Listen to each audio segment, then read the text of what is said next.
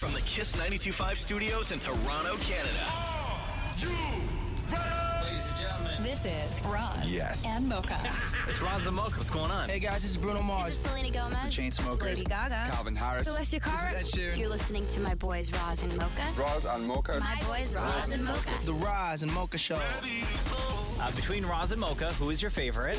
Mocha. Roz. Mocha. You guys are so funny, man. Congratulations, Lisa! Wow! You just won $1,000. That is amazing. Y'all just made my entire morning. Keep it up. You guys are awesome, man. This is the Roz and Mocha Show podcast. Are you ready for a Wizard of Oz remake? To Oz? To Oz.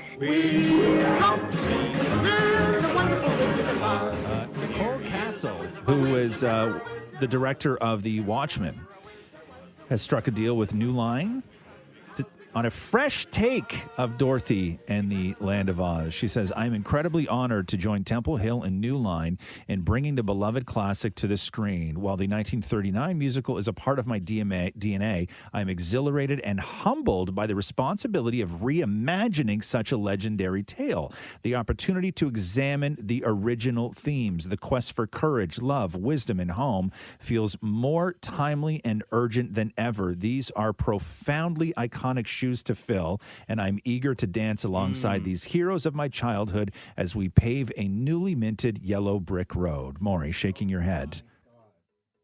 This is an insult to Judy Garland. The original Wizard of Oz is a piece of fabric of society, what we grew up with. Which piece? Like the fabric of which we are grown up on of society. Okay. Like denim? Come on, just let the man speak, okay?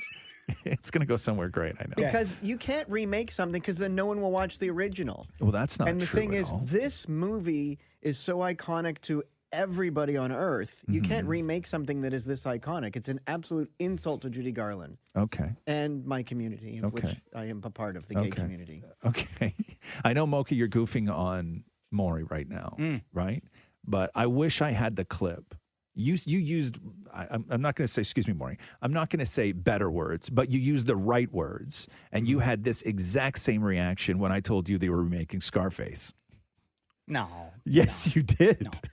Yes, you did. Remaking Scarface would be a insult to Al Pacino. Yes. Right? Yes. To the fabric of society. Right. To those that came up in the drug game in Miami. Right, fair enough, yes. Hey, Judy Garland. Yes. To Brian De Palma. Yeah, Cubans. Right? To Cubans everywhere. Yes. How dare you? Right. Okay. That's not fair. That's not nice. That's not right. And the families of all the Munchkins? The families of all the... of the Pacinos, the Pacino family. Maury. Think about them. There's a chance Maury doesn't make it to the end of the news. Are you going to be okay? I don't want to live to see this remake. Oh, you don't? Bro, don't worry about it, Maury. There's a chance. There's a chance you won't live to see Sunday. Here we go. The Roz and Mocha Show Podcast. President's Day is on Monday in the States, and Sotheby's, known for all the auctions, they're celebrating with these Barack Obama Nikes. Obama. Yeah. Where only 2 pair were ever made. Oh, stop it. Yeah. That seems more trouble than it's worth to only make 2 of something. According to Sotheby's, according to the listing, it's presumed, there's no confirmation, it's just presumed that President Barack Obama has the other pair. It's a USA-themed Nike Hyperdunk sneaker, which I know means nothing to you. Thank you. Was created for the players of Team USA during the 2008 Beijing Summer Olympic Games. Okay. So then they made an extra set for President Barack Obama with some changes to them, right? You have the official presidential seal on the tongue, and then the number 44 in stitching near the big toe, where your big toe is. And then on the inside of the sneaker has bald eagles and then the year that America was founded. Let me show you pictures of these. I wouldn't want to ever own anything that precious. before I tell you what You know what I mean? Like the price tag for you to let me own see one what of these these things are. look like. So here's the. They look like running shoes. Yeah. Right, just regular basketball kicks, right? Yeah. Yeah, they're kind of cool looking, I guess, huh? Right. There's number Yeah. 44 near the big toe. Presidential seal. Running shoes look so spacey to me because I don't wear them. So anytime I see them, I'm like, those look like moon boots. Big Nike logo on the back, on the heel. Yeah. I like the Right. blue. I like the blue they use. It's a Beautiful good blue. color, yeah. And then you got the presidential seal. That looked like the detail on that. No, is it's sick, dope. Yeah. Right. So these go on sale or up for auction on Monday. Men's size 12 and a half. 12 and a half. Yeah. And get this. Barry's got 12 and a half? Yeah. Guess what time these go up for auction for? What's that? At 4:44 p.m. Oh, God. I love it. Yeah. What do they expect it to get? Have they said? 25,000. 25,000. Yeah. That's the opening bid? Yeah. So they'll go for more than that, Which I guess, seems kind of low Yeah. when you have Barack Obama Nikes where there's only two pair in existence. Hold on here. Barack Obama's wearing a 12 and a half? Yeah, why? No. You think bigger? No. Smaller? How tall is Obama? I don't know. He's a tall guy. He's not a tall guy. Barack Obama? Yeah. Number 44, the GOAT? Yeah, he is. No. Like, okay, well, hold on here. I think that what? He's a 12. How tall is Obama? Find out how tall Obama is. I understand, like, he may be tall for a president. Obama height.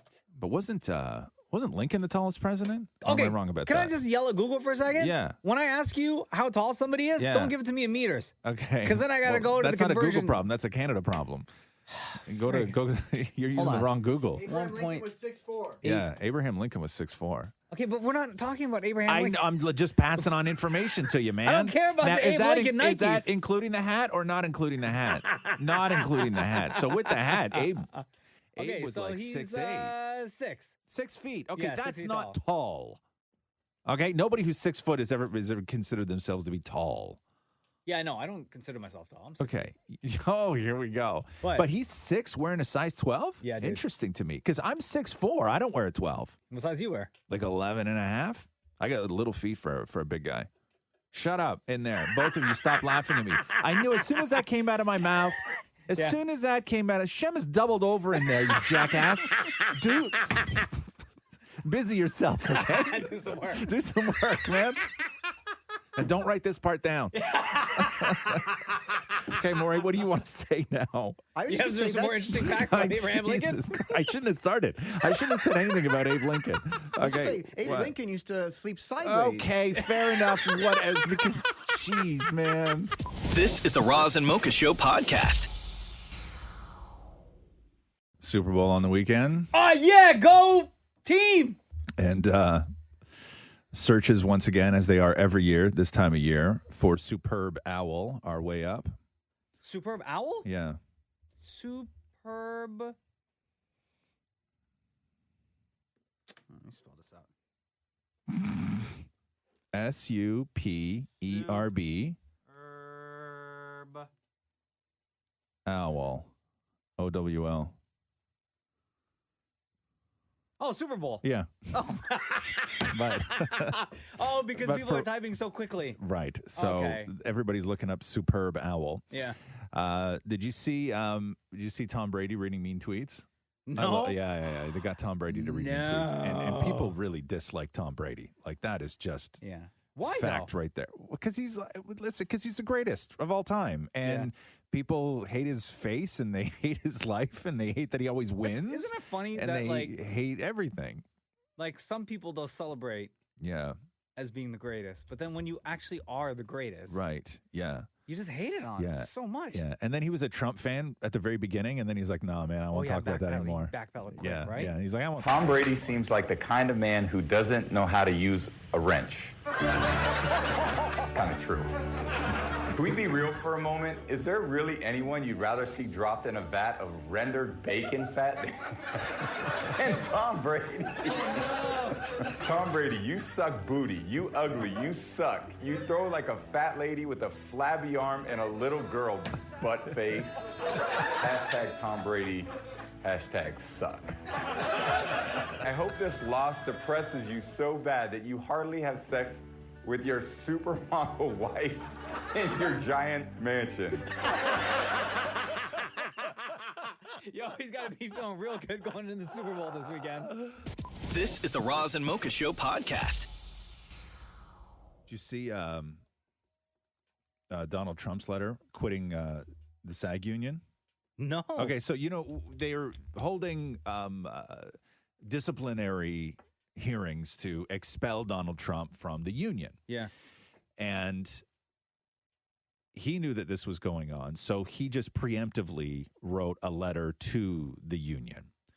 So the letter is addressed to Gabrielle Carteris, who is Andre Zuckerman from 90210. Oh, my God. Because she's the national president of SAG-AFTRA. She has been for years. I had no idea. Yeah. For years, Andre has been the president of the union. Can I read you this letter real quick? Of course. Ms. Carteris, I write you today regarding the so-called disciplinary committee hearing aimed at revoking my union membership. Who cares? While I am not familiar with your work, I am very proud of my work on movies such as Home Alone 2, Zoolander, Wall Street, Money Never Sleeps, and television shows, including The Fresh Prince of Bel-Air, Saturday Night Live, and, of course, one of the most successful shows in television history, The Apprentice, just to name a few. I've also greatly helped the cable news business, said to be a dying platform with not much time left until I got involved in politics, and created thousands of jobs at networks such as MSDNC and Fake News CNN, among others. which brings me to your blatant attempt at free speech, at free media attention to distract from your dismal record as a union. Your organization has done little for its members and nothing for me besides collecting dues and promoting dangerous, un-American policies and ideas, as evident by your massive unemployment rates and lawsuits from celebrated actors who even recorded a video saying, "Why isn't the union fighting for me?" These, however, are policy failures. Your disciplinary failures are even more egregious. I no longer wish to be associated with your union. As such, this letter is to inform you of my immediate resignation from SAG-AFTRA. You have done nothing for me. Wow. So there you go. He might as well have just said, like, you're not breaking up with me. I'm breaking up with you. Well, that's exactly it, right? It was, you can't dump me. I'm dumping you. No, you don't dump me. No. Way to list off your like everything on your IMDb. Here we go. The Roz and Mocha Show Podcast.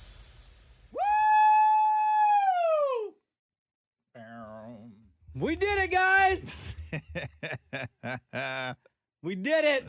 Buccaneers are champs. I told you guys from the beginning of the season. Yeah.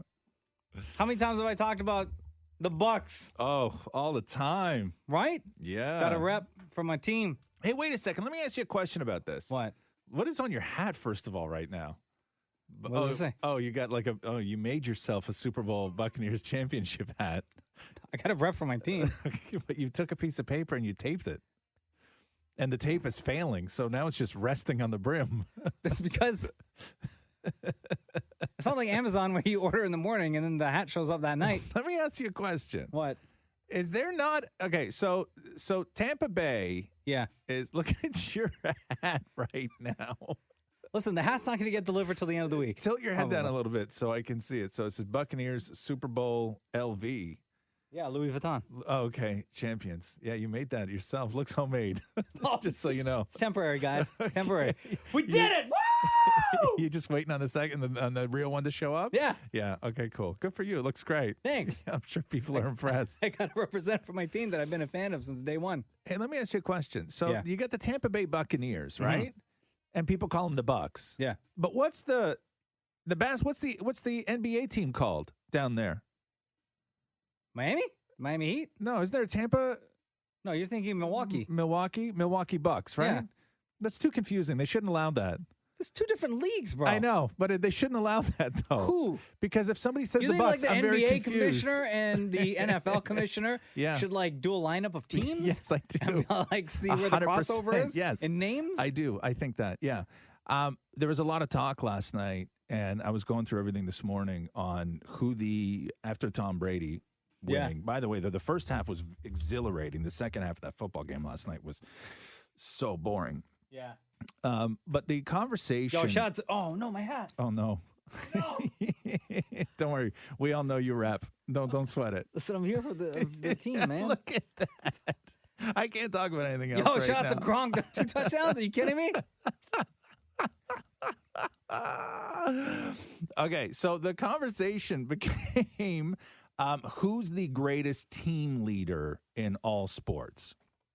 Oh, God. And the three that kept coming up to the top were Tom Brady, Michael Jordan, and Wayne Gretzky.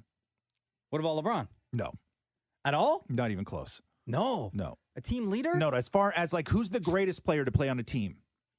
Like who's the, not necessarily for their leadership skills, but who's the greatest player to play on a team, in a team sport? And the three names that kept popping up were Tom Brady, Michael Jordan, and Wayne Gretzky. But to me, there is no debate. It's Wayne Gretzky at the top. Oh. And then everybody else is playing for second. I would say Jordan at number 1. Based on what, though? Just skill set and but when you look at rings. look at record, like I was with you. I was like, oh, maybe it's Michael Jordan, but Tom Brady's like real good too, and then Gretzky. But then I started going through like Gretzky's records because I forgot about a lot of them and how impressive some of them are. And the first one that I came across was 13 times in the history of the NHL, somebody has racked up 100 assists in one season. 100 assists in one season. It's happened 13 times.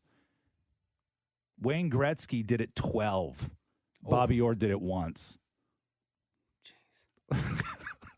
Okay? If you took away all Wayne Gretzky's goals and you only left him with his assists, That's still pretty impressive. He would still be the point leader. Jeez. If you took away his goals and just left him with his assists. So you're talking about all not all points, all across the board for all sports. If you let everybody else have their, in hockey, if you let everybody else have their goals and assists and you took away Wayne Gretzky's, all of his goals, he would still be the point leader just based on assists. Still killing it. Yeah. Damn. Yeah. Well, guess what? No other player has scored 200 points or more in a season. Wayne Gretzky did it 4 times. Jesus. Right? I didn't know. I forgot about all this because you just think he's the wine guy now. You can, like, I know Wayne Gretzky from the LCBO now. I grew up watching Wayne Gretzky, but you know what I mean. People forget because he hasn't been active in a whole long time. Wine and whiskey. Does he have whiskey now? Yeah, he's gonna shut your mouth. His whiskey's actually pretty good. Really? Yeah. You drinking Gretzky whiskey? Yeah. No wonder you made a homemade hat. Here we go. The Roz and Mocha Show. Podcast. What'd you think of the weekend? I loved it, man. Yeah. I thought it was a good performance. Yeah. I'm glad. I'm actually happy that there were no special guests. Mm-hmm. I like what they did with the stage. I like what he did with the show. I liked all those songs. I thought it was a good mix of tracks. Mm-hmm. Yeah, I liked it. It was fine. Yeah. Yeah. Yeah, it was fine. Right. It was fine. It was like fine. under the circumstance, under the guidelines that I'm sure he had to follow, and access he had both on and off the field. Yeah. Within the stadium, I thought it was fine. They did a good job, I think. Roxy was pissed that there was no outfit changes because we were betting on things as the Super Bowl was going on. Oh, really? Yeah.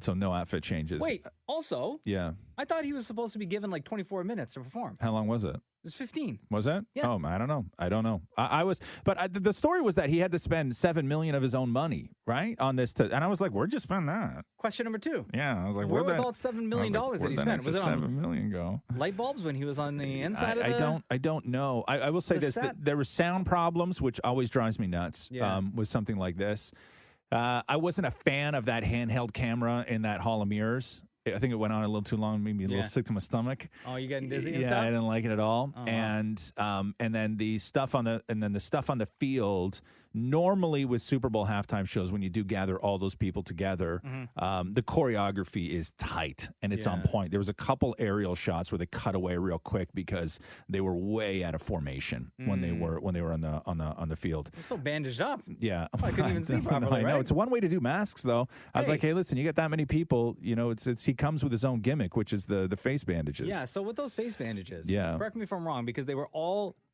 pretty much exactly the same, right? Yeah. I wonder if the dancers were they all wearing like actual masks, and then the bandage on that I don't on know. top? I Because don't that's know. what it kind of looked like when Yeah. you like go back and watch that performance. Yeah. It kind of looked like Yeah, that. a little maybe. bit. I Yeah. don't know. But I thought it was fine. Like I thought it was fine. I really like, when other people, I like when they bring out surprises. Yeah. I don't know. I like that from the Super Bowl. But I think that they did the best with what they could, and I think it should be judged accordingly, because this obviously wasn't the perfect show. Yeah. They had a lot that they had to work with. Although, if they tell me that I got to put together some sort of COVID show and then I walk into a stadium where there's 25,000 people there, I'm like, for what? What, I got to play by the rules and you don't? Yeah. I thought it was fine. Like, I didn't have any problem with it. Yeah, it was fine. It was fine. It's not up there with the best, but it was a fine performance from somebody who's at the peak of their career right now. Yeah. And there's so many people online complaining. I was like, what are you complaining about? Yeah. I'll tell you, I forgot what the weekend looked like. Oh, because he's always got I'm so used to makeup seeing and bandages? him. Yeah, for the past, I don't even know how long, I'm so used to seeing him with the makeup and the bandages that when I actually saw his face, I was like, dude, Yeah. you look like that? Am I the only one that thinks he got new teeth? Did he get Oh, yeah. the top row? Yeah. Veneers, right? Yeah. Did he get new teeth? Yeah, that's money. Yeah. Right? Yeah. That looks good. Like, I'm like, yo, bro. Yeah, he's got some Great he's got teeth, some man. white chompers. Yeah, some I super thought it white was chompers. fine. I liked it, man. I even liked that he kind of like dipped back and did some of the soul stuff.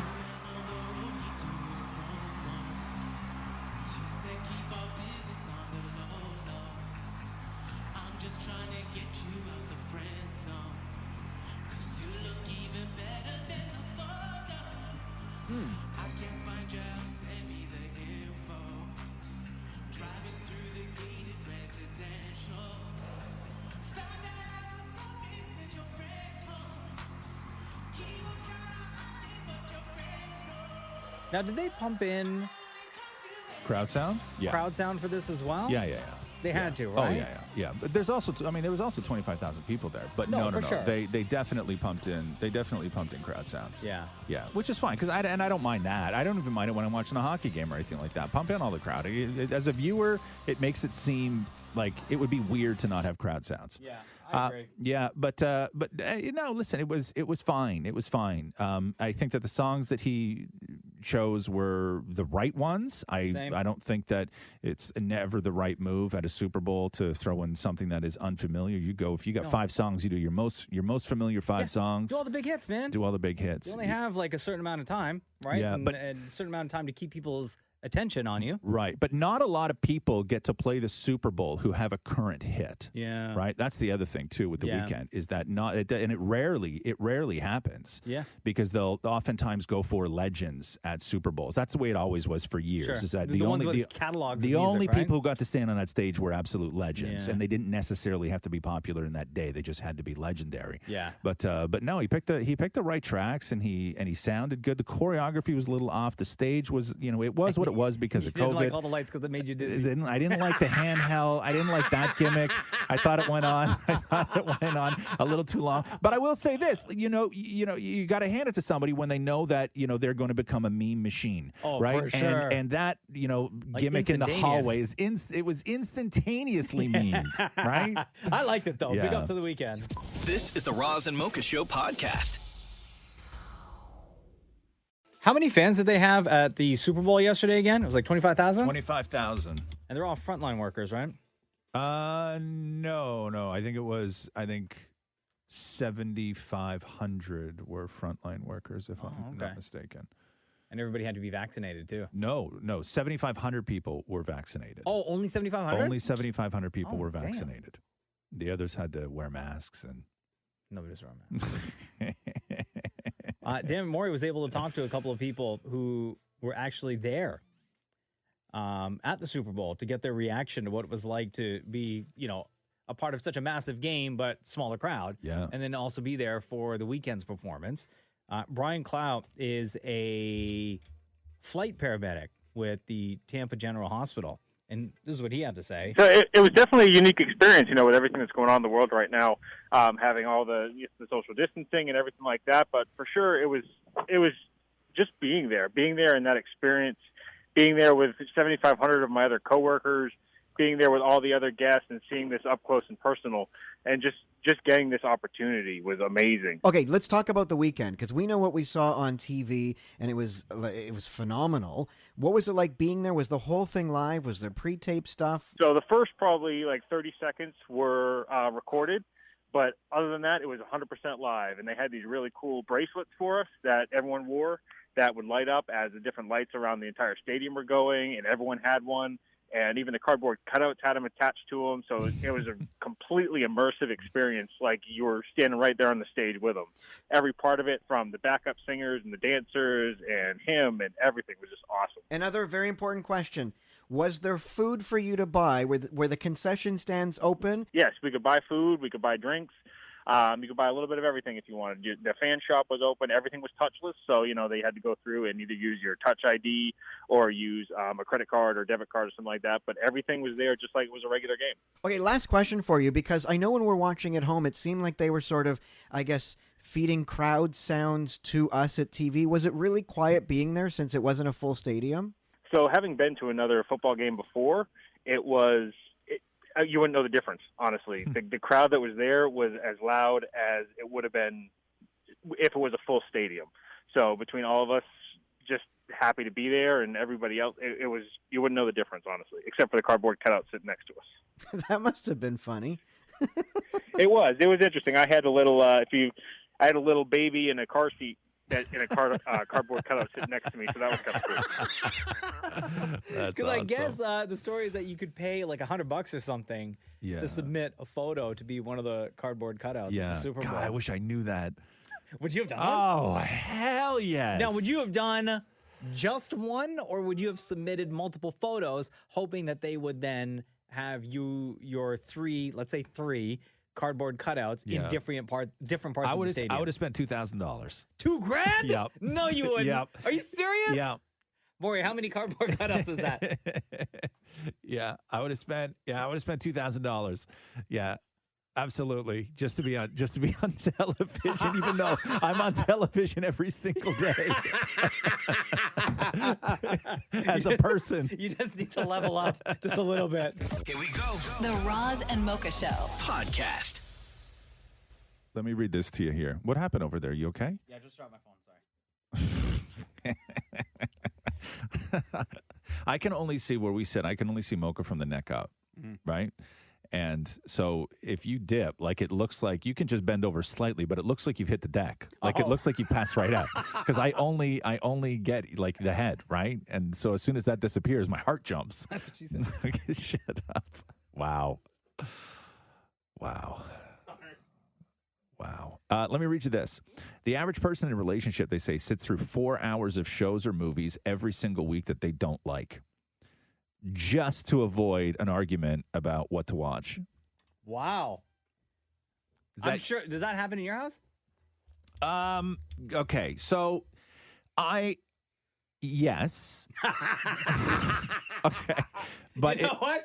I knew the answer already. I just needed you to admit it. Yes. But I will say this, that I am the perpetrator of this because I am notorious, as we've discussed many times, for convincing Catherine to watch some sort of violent movie where there's like a rescue mission and guys are dying and there's explosions and it's like the acting is like a 6, but the action's like a 9. Sure. I convince her to watch that, and 10 minutes into it, I fall asleep. Right. And she finishes watching it. So, and then I wake up the next morning and I hear how terrible it was. But I will say that most times, though, now, if I suggest we watch something that Catherine doesn't like, because hockey's back on it, so if I watch the hockey game, Catherine just plays Animal Crossing. Sure. On the couch beside me, right? Yeah. Like so it's not a big deal. But yes, there's a lot of that in my house. But we mostly agree on shows. Yeah, mostly I would say agree on the same with shows. Jen and I. There are a lot that we agree on and we watch together. There are some. I'm trying to think. In the past, like I wasn't really into Bridgerton. Like it was on in the background. I was on my laptop, Right. and Jenna was watching it. But other than that, I'm sure I can't think of any right now off the top of my head. Yeah. But I'm sure there were like a couple of episodes of something or a movie that maybe I wasn't into, but I knew she really wanted to watch Okay, it. so you don't have and- specific examples. So it doesn't No. happen that often in your No. house. 65% of people, Maury, said that sitting through a show you hate is a sign of true love. Agree or disagree? Sitting through a show that you truly, I disagree. You disagree. Sitting through, say it again. I don't think he Okay, understands. I didn't think that this was going to be the difficult part. Okay. 65% of people Yes. say Yeah. that Yeah. sitting Yes. through Yeah. a show Okay, that. that you hate. Yes. Meaning because your significant other loves it. Yes. But you sit through it regardless. Yeah. Is a sign of true love. No. No. Absolutely. Interesting. Well, in our house, we argue about the TV all the time. Okay. Okay. I'm going to ask you a question though. Okay. Okay. So you argue about the TV all the time. Yes. But when you are watching a show that you hate. No, I'll just get up and walk away. Okay. Okay. That's I'll get to the do you ever get up and walk away question in a minute. Uh-huh. Okay. Okay. So the question is. Ask slower. Okay. The question is this. Mocha, do you understand? Okay. I gave an answer already. Okay. Okay. I'm not asking you what you do in this situation. Yeah. I'm asking you if you agree with this But statement. you're basically saying if you sit through a show that you don't like, Right. then your partner loves it, is Right. that the sign of true love? Right. Absolutely. Oh my God. This is the Roz and Mocha Show podcast. I'm looking at Tom Brady's sleep schedule because man, this dude loves to sleep. So That's how you become a champion, though. He goes to bed at 8:30 every night and wakes up at 5:30. Okay. I go to bed every night at 8:30. So that's what 9 hours sleep. I Is that what he definitely gets? don't get that much. He loves sleep so much that before his very first Super Bowl in 2002, Mhm. he took a nap in the locker room and woke up 12 minutes before they were due on the field. Stop it. Yeah. No. Yeah. Yeah. Like he loves sleep. It's that championship mindset. Yeah. Like so he is like fresh. Fresh. Like he loved, like any opportunity he has, he sleeps. He wakes up ready to go. Yeah. Yeah. And he said he has like weird, like magic jammies too. What do you mean? Tell me about these magic jammies. He You know, wears- I'm down for a gimmick. Yeah, I know. He wears bioceramic infused sleepwear made by Under Armour. Hold on. To increase energy, promote recovery, and improve performance. Hold on. Bioceramic infused Bioceramic infused sleepwear sleepwear made by Under Armour. Armour. Okay, God, hold to me on. that doesn't sound sexy. Like you go to crawl into bed with your wife and you're like, I got to put my bioceramics on. Hold on here, First? because you know what? I will say I have some of the Under Armour sleepwear. Yeah. and they're really really nice. Really, huh? Let me see this bio. This looks like a jacket. His mattress is diamond layered memory foam. Oh, hold on. This Was is more setting the important. bedroom thermostat between Diamond- what diamond? diamond Yeah. memory foam. I don't know what that is. Isn't that like those little cones that stick up? Like it's Foam. Isn't that what that is? Forget Like the those. PJs. Let me look at this foam mattress. Okay, hold on. The bedroom is between 60 and 65 degrees. Hold That's on. chilly to me, no? For a bedroom, yeah. But he's got those thick jammies on too. Is this it? His The poor one is wife must be freezing all the time. $3,600. Catherine would not tolerate that if I told her that I needed to keep the bedroom at 60 degrees. There's no way. I wouldn't be a Super Bowl champion. Well, you're not. Because my wife's cold feet would prevent me from winning. Hold on a second. Okay. Yeah, he loves sleep. Like that's everything you read about Tom Brady and how can he still do what he does at his age and How old is he now? 43? yeah. 43. But they were saying years ago, man, that every time he plays, every year he plays, is this the end of Tom Brady? Is this the end? No way. And he just has this regime that he just lives every single minute of his life by, including when he's sleeping. Like he takes sleep more seriously than anybody I've ever read about. Yo, this mattress is on sale. Yeah, $1,600. that's it, huh? Yeah, if this is the one. The pajamas are only $60.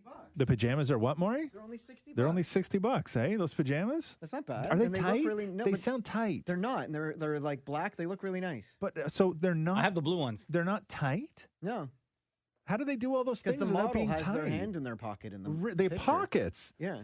Wow. For all that money, man, you know you're rich.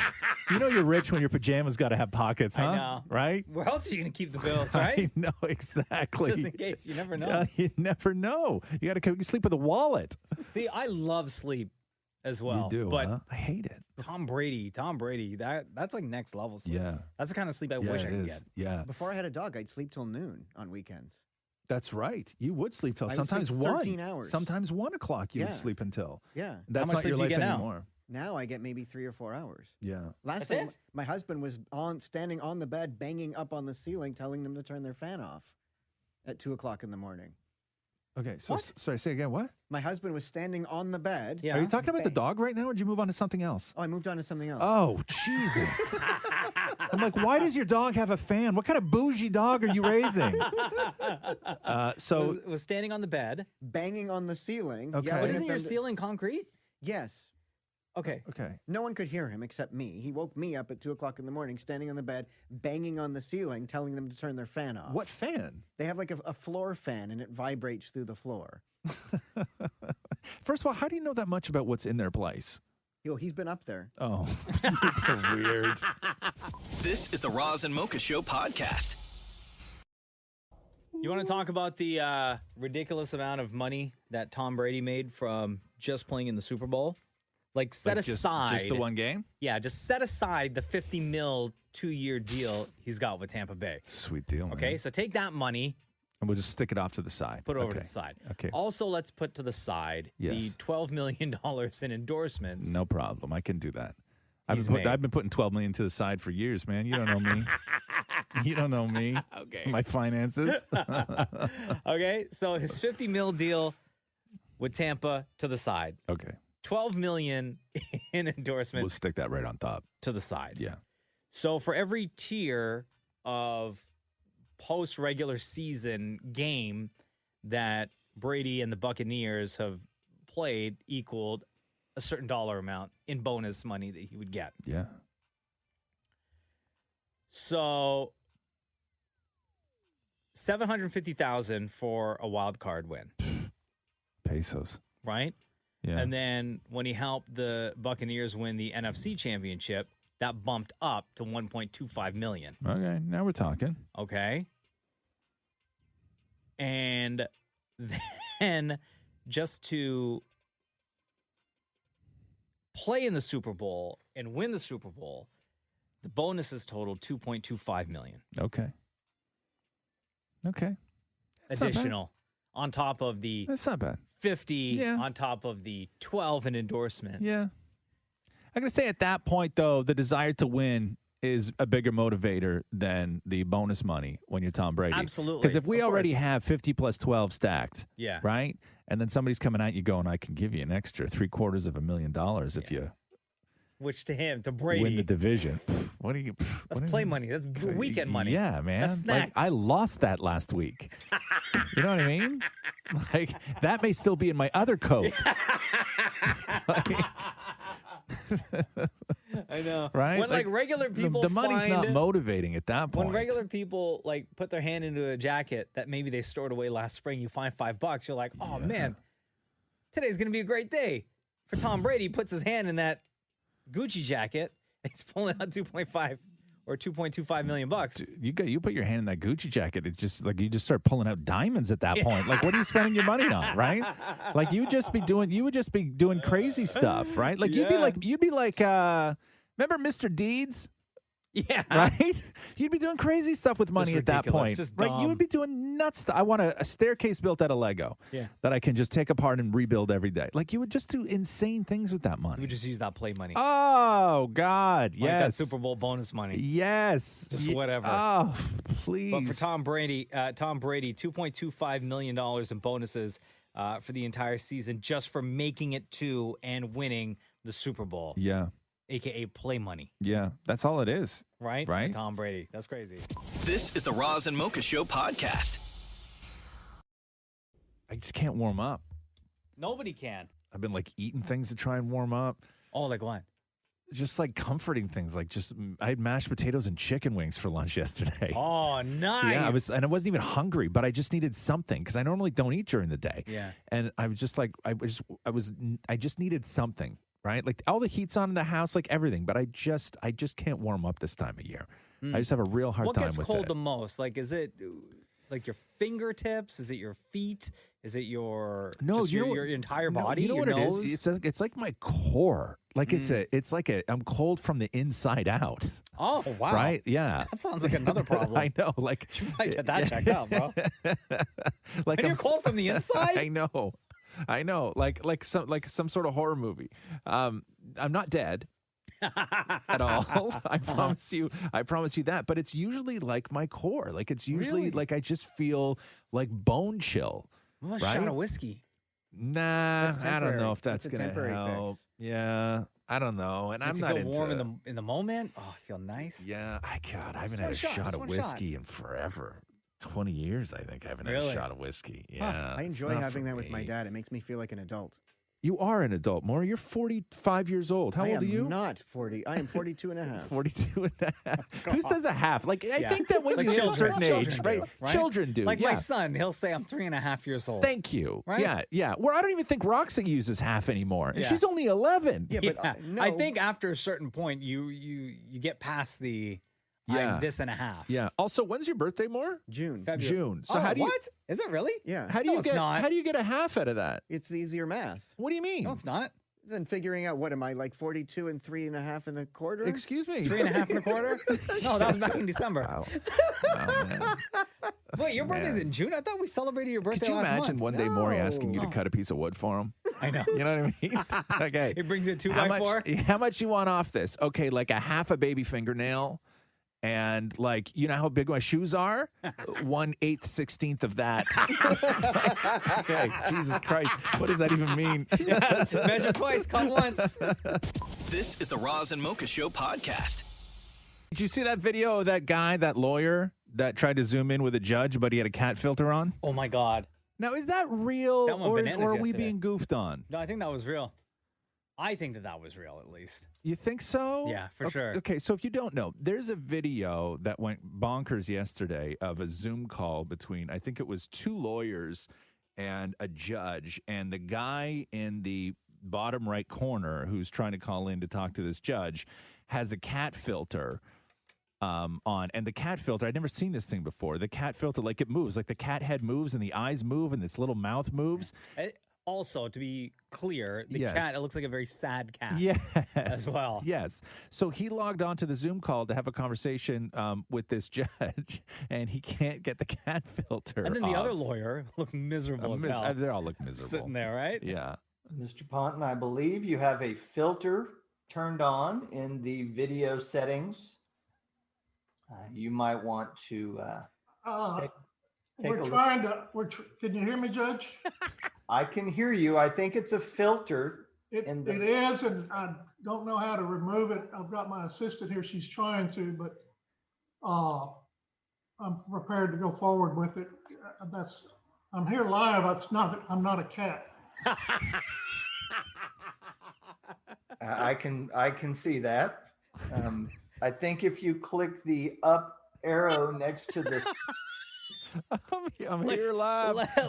I'm not a cat. Like he has to convince everybody on the call that he's not a cat. I'm here live. I'm not a cat. I'm not a cat. How does that explain to me? Because I use Zoom every single day of my life. How does that accidentally happen? Like, how does that happen where you just then go onto your computer and click a Zoom link where this is just there for you? Well, was he using that filter? He had to have been using the filter before. But he seems like he doesn't know. He said that it was his receptionist's computer. Yeah, he released right, this thing. liar. And so obviously what happens is, because I've done this with Matthew before, like if I had a background You guys on. just sit and talk like as cats to each other? So like maybe she was talking to one of her nieces or nephews or something like that, and had the filter on and then closed Zoom. So when you open it up again, that filter's still going to be there. Okay, so But that means he's unprepared. that lawyer, because that means he logged on at the very last minute. Yes. Right? Yes. And didn't have time to check camera angles and make sure that the camera, your camera was clean at least, right? So the guy's name is Rod Ponton. And let me read you this. While he admits it's not his finest moment in the courtroom, you think? He did say this. If I can make the country chuckle for a moment in these difficult times they're going through, I'm happy to let them do that at my expense. So I guess he's sort of taking it in stride. But I guess you can, like, accidentally, Not accidentally. He was very unprepared, logged on and just figured, okay, That's I'm going to start happens. this meeting right now. Am I the only one that logs on to Zoom and I do like the audio and video test? No, I've done Am that I the before. only one? No, I've done like that Maury before. just laughed at me. like I'm some sort of nerd. I'm here live. I'm not a cat. This is the Roz and Mocha Show podcast. Valentine's Day is on Sunday. Oof. And in preparation, or as like a gimmick, a stunt, the folks over at KD, Kraft Macaroni Cheese, the classic, they've done this before where they have like special flavors or they have like a special powder that will flavor your mac and cheese. They did this in the fall during the pumpkin spice craze that everyone is now a part of, right? Yeah. So they have a new one now where you sign up on the website, and I think they only produce like 1,000 of these. Okay. And people were picked randomly to receive this special Kraft mac and cheese where it included, so it's regular mac and cheese, but included is like a powder that turns the mac and cheese pink. Oh. And tastes like candy. Ew. So it's candy mac and cheese. All right. So Dammit Maury got his hands on a box. Oh, he did? Yeah. And decided to make it at home and surprise Dammit Matthew. Oh, God. But I bet not that like, went over well. But not like make it at home and, hey, come to the table. I want you to try this. Okay. He needed to be extra weird and say, come here, I have to blindfold you and, and check this out. Matthew. Me. Okay, here's what's going to happen. I'm going to put a blindfold on you, and then Excuse me? Yes, I'm going to put a blindfold. Maury, I don't have time for this. Okay, I'm going to put a blindfold on you, and then I need to stick something in your mouth for you to try. No, you're not. I don't have any time for you to stick anything in my mouth right now. No, it'll be easy. Okay. Ow, stop. I have to get the blindfold on. Crazy? Like, I'm in the middle of working. Okay. Ow. Well, can I tighten the blindfold? Can you please leave me alone? Okay. Can you see the... No, I can't see. No, but take the bowl. What bowl? The bowl I'm handing to you. Okay, I don't think I could do this. Like... Why? Wait, maybe I should feed it to you.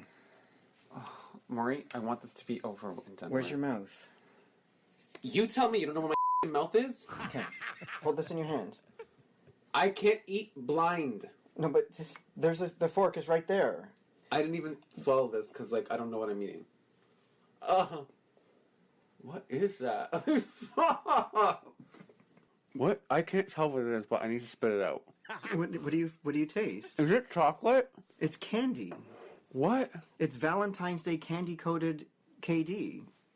Oh god, I'm gonna puke. Okay, stop. Swallow it. It's gross. It's disgusting. Could you swallow what's in your mouth? No, I'm not. I'm gonna spit it out. No, don't spit. Oh, shut up. Gross.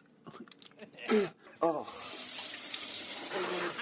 That was my Valentine's Day gift to you. Oh, you better order something else, because that's for sure not going to be my gift. Happy Valentine's Day. No, you. Oh, needless to say, it went exactly the way you think it did.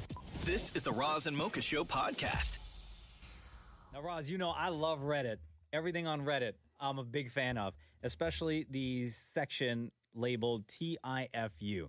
Today I effed up. This is where users will go and tell their story of how they messed up that one particular day. Right. Here's the latest one. This just happened 30 minutes ago. A little backstory. I live with my best friend, and due to COVID, we are both having some financial troubles. I am still able to work a few hours a week coaching a group of young gymnasts, but it's barely enough to pay the bills. The F-up starts on today's call, where everything started out just fine, when out of nowhere, I get a message on Instagram. I read it and immediately show my roommate who's next to me. It's an offering to become a sugar baby. Oh. We started discussing whether or not I should commit to it, obviously while muted. The more we found out that this may seem legit, the more excited we got. Now, at this point, I'm halfway through the call. We are going back and forth debating the situation while continuing to coach these kids. We become more accepting of the sender's offer and started making up different ways to make the money worth it. I go, quote, we can send a picture of my ass and get $1,000. And then she put in brackets, not actually, but again, we were just making stuff up. Yeah. My roommate replies with, we could send my ass and probably get $2,000. Oh, no.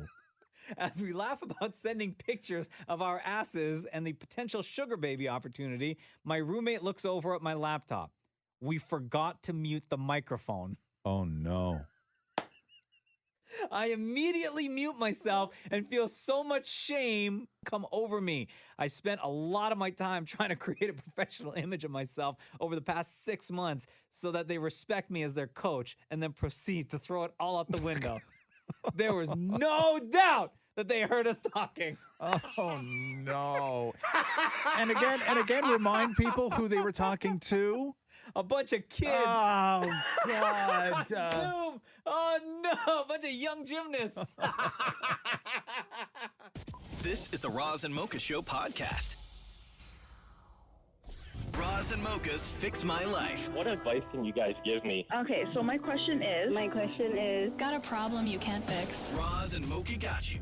Tusa, welcome to the Roz and Mocha Show. How you doing? Good, thank you. So, what's up? To have kids or not to have kids? That is the question. Yeah, Tusa, you wrote us this, Razamoka, please fix my life. My husband and I have been married for over 2 years and still cannot decide whether or not to have children. I feel super stressed because I feel like I'm running out of time, and it's something we talk about every day. We love children, but there's a lot happening in the world to make us think it might not be the best. It might be best to not have kids. What kind of questions should we be asking ourselves in order to help us decide if we should plan to have children in our future? Atusa, how old are you? 30. 30. And your husband is? 29. What's holding you back? So when you guys have your discussions at home as to whether or not you want to have kids or not, what are the reasons you say you want to have kids, and what are the reasons that are holding you back from having kids? We really do love kids. Like, when we see kids, we get so excited. It's just like, I don't know, pure happiness and joy when we see them. So I really, truly think that if we do have kids, we'll give it our all and do everything that we can to raise the kid as best as we can. But at the same time, it kind of sounds a little cynical, but there's so much darkness in the world right now. And it just worries us that, like, we can try our best as parents, but social media, for example, can change them a certain way. So I don't know. There's never, if you're waiting around for the perfect time to have a kid, you're never going to have a kid. Okay.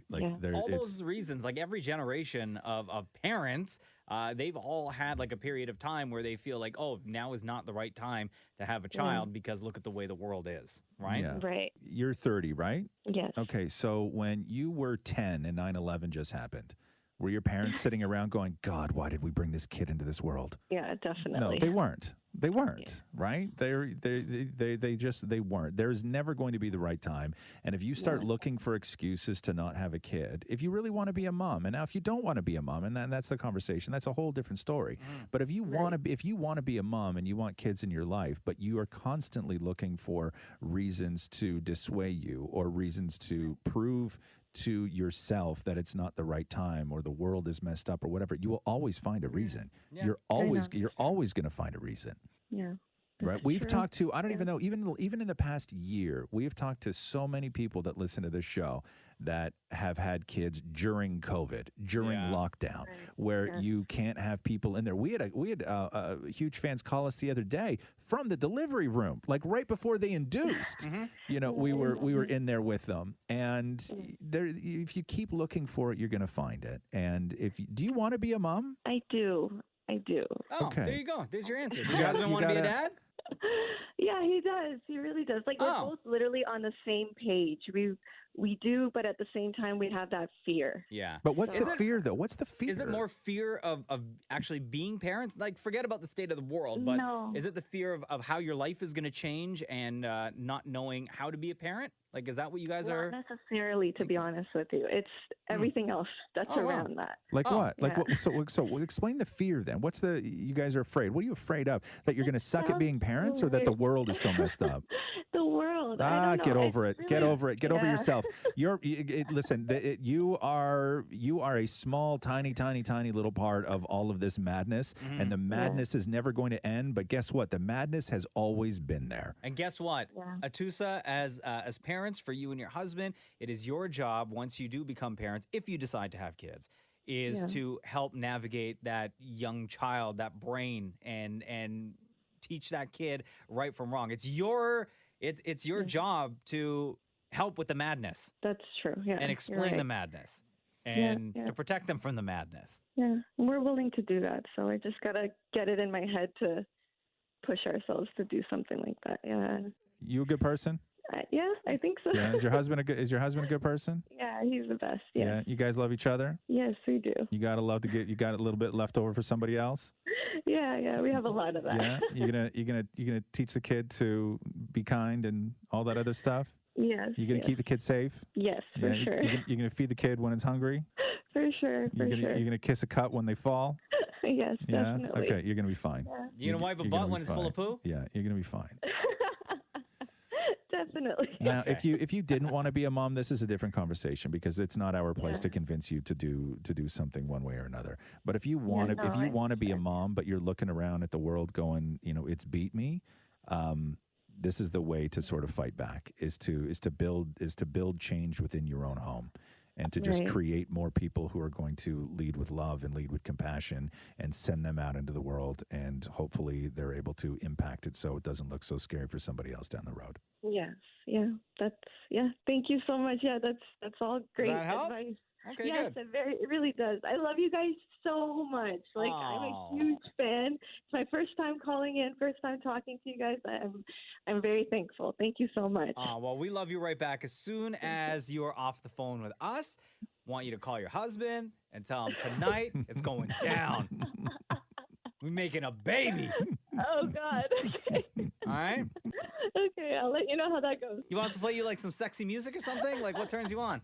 Okay. Anything? Like a song or an artist? Like Drake? You into Drake? You want me to play you some Drake? Sure. Okay.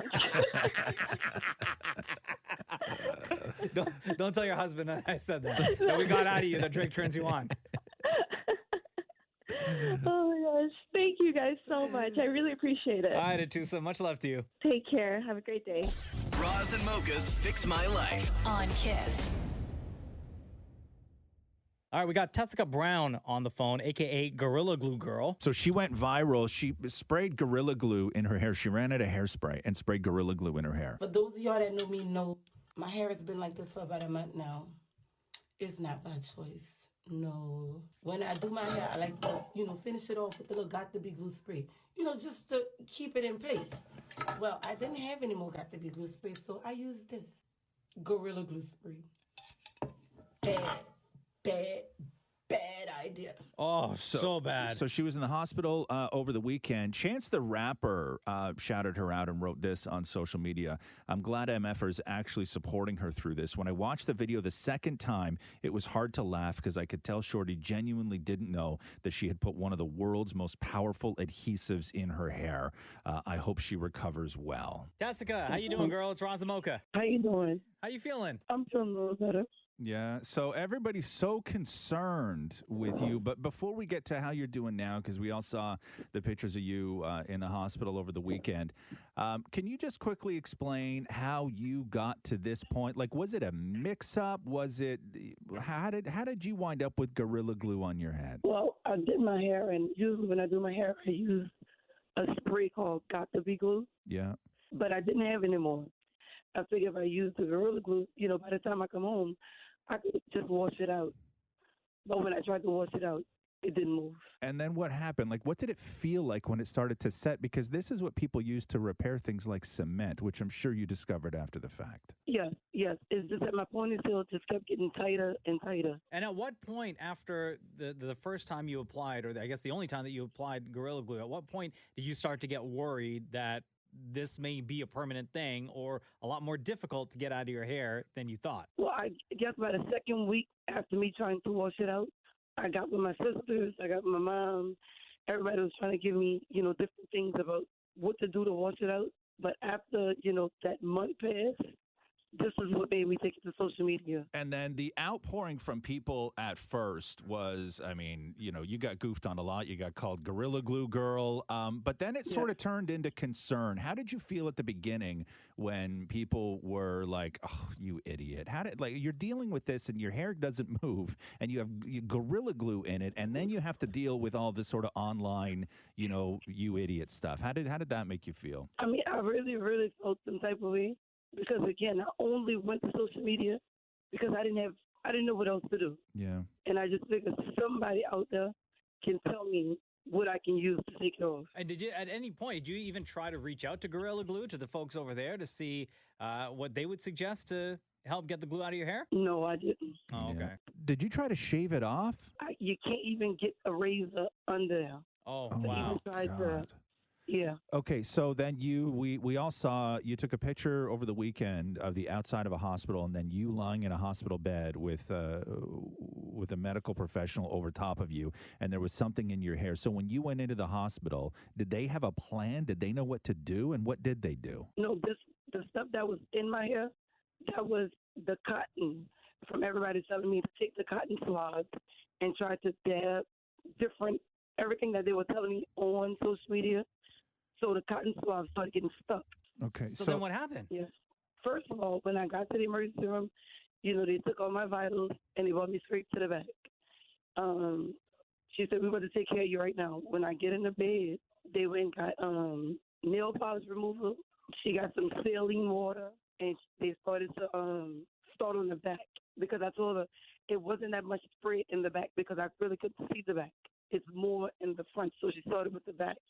So when she started, it started to burn. Ooh. So they took the saline water and tried to, cool it off. But it burned so bad to where my heart started beating too fast. Oh, no. So she stopped.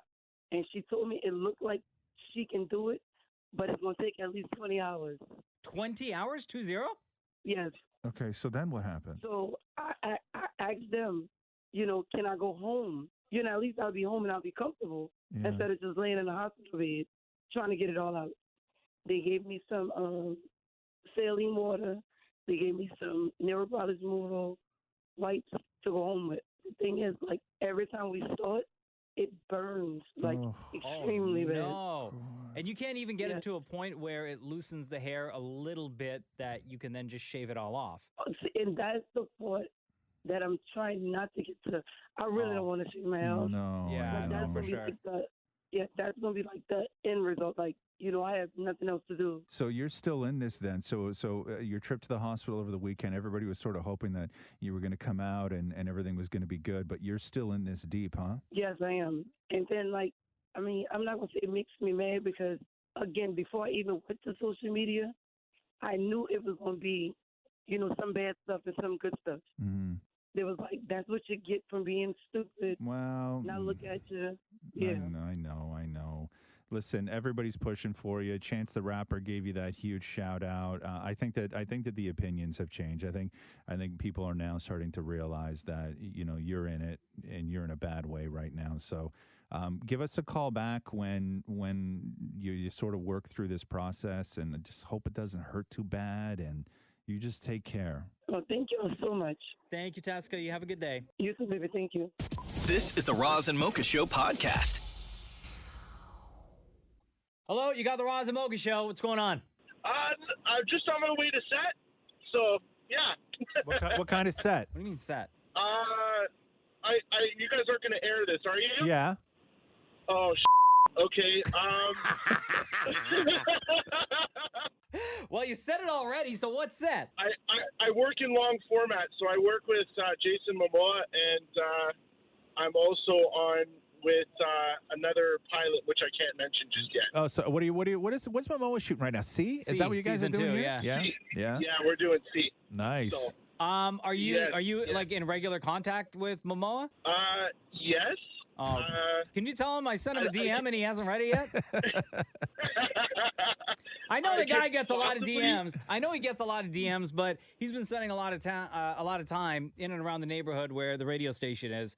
And I sent him a DM like forever ago, and I just think the polite thing to do would just to like acknowledge that you read it. Yeah. Yeah, for sure. He doesn't have to reply. Mocha just wants to see the little scene thing underneath. Yeah, completely. Okay, yeah. Yeah. Then you'll feel good. Yeah. Then you'll feel good. I get the sense with Jason Momoa that he's the kind of guy that is just about to do something and then looks at you and goes, "Hey, man, can you hold my knife?"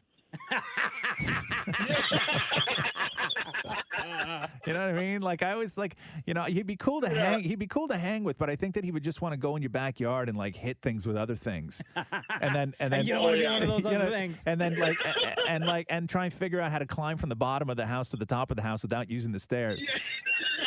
You know what I mean? And I'm telling you, man, him building hammers and stuff, it's like, oh man.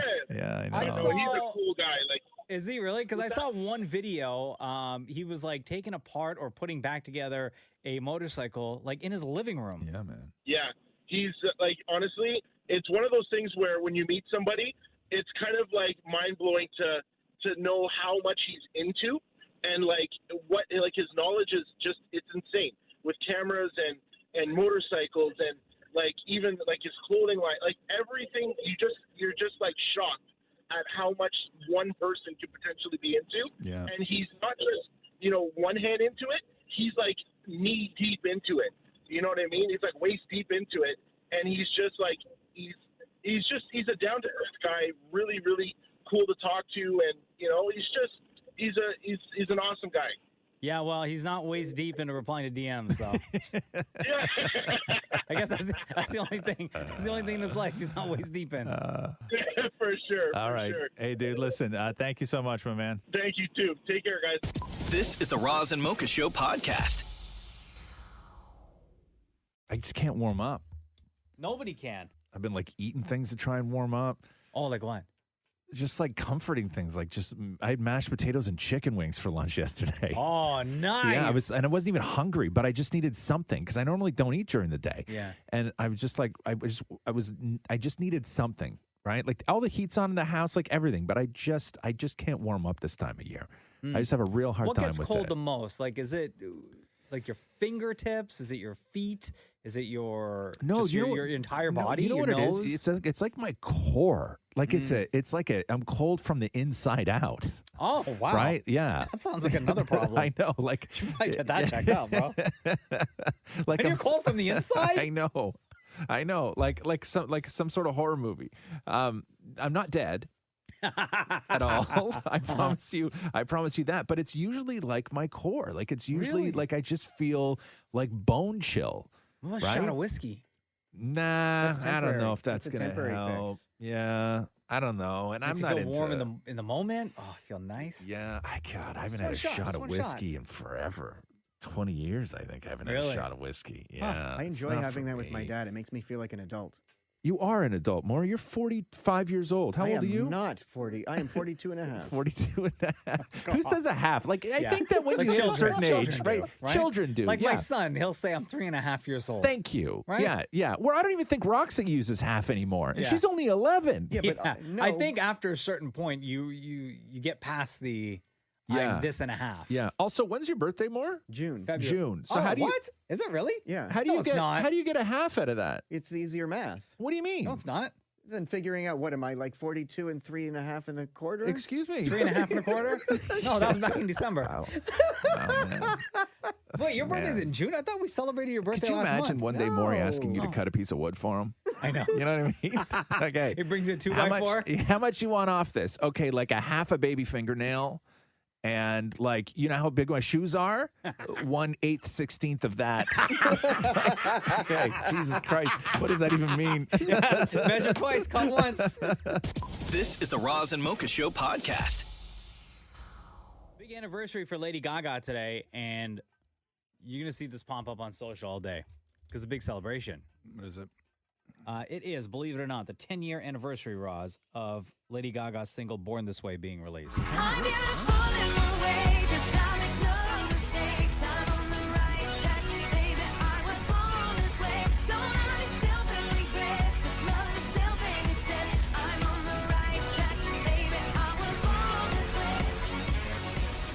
Of course, off the album of the same name.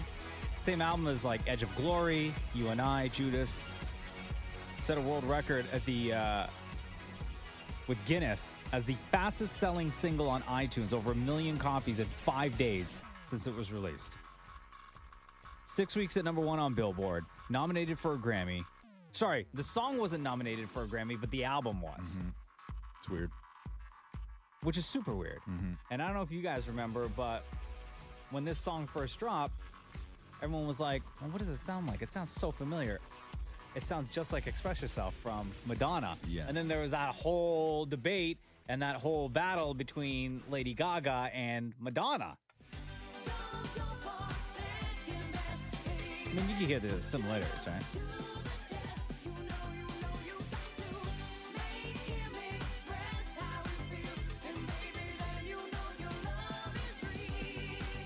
Yeah, like pretty much the same song. Mm-hmm. Well, I mean, geez, I don't know. Similar. Is Similar. it the same? Is it the same? Not song? the same song. It's very similar. I could hear It the sounded. similarities.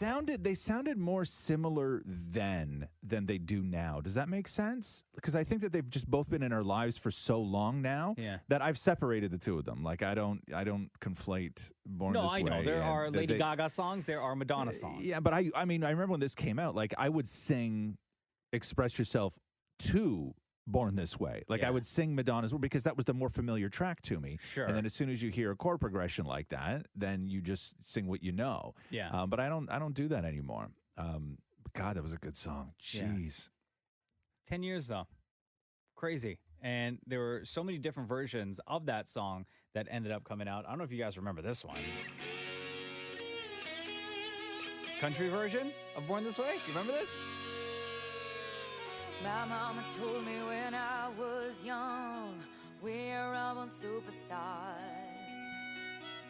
She rolled my hair, put my lipstick on, in the glass of her I like boudoir. it. It's fun. Isn't this awesome? There's nothing wrong with loving who you are, she said, 'cause he made you I wonder if she would have released this version so hold your only head up and you'll go far. if it would have still had the No. same impact. No. Probably not, eh?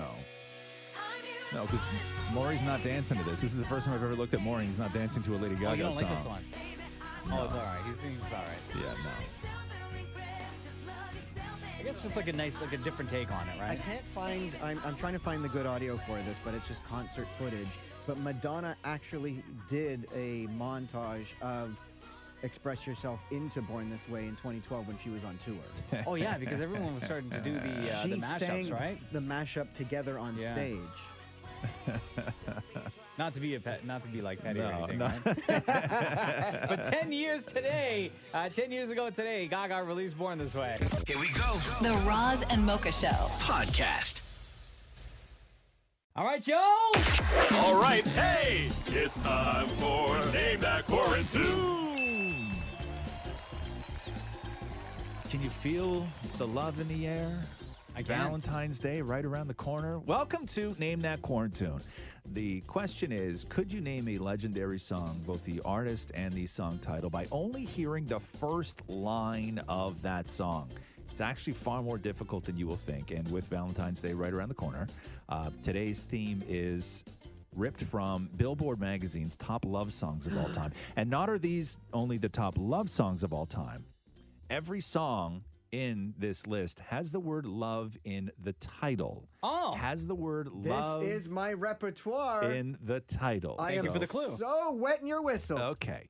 That's Ew. weird. Right around Valentine's Day, too. Do I would not take him. want my Sorry. whistle wet. I would take him more seriously now than if Labor Day was around the corner, Mocha. So look out. Okay. So the way it works is it's going to be Mocha versus Maury. Shem is here as the official judge. Shem. Hey, bonjour, hi. All right. Bonjour, hi. So I will call out the clue. You guys will have an opportunity to buzz in. Mocha, if the people at home can hear your buzzer. There we go. Maury, Mocha, one more time. Maury. There we go. Gentlemen, are you ready? Yeah.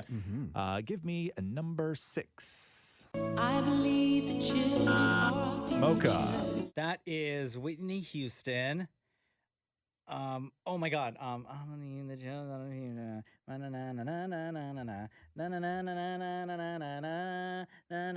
greatest. Oh, is it?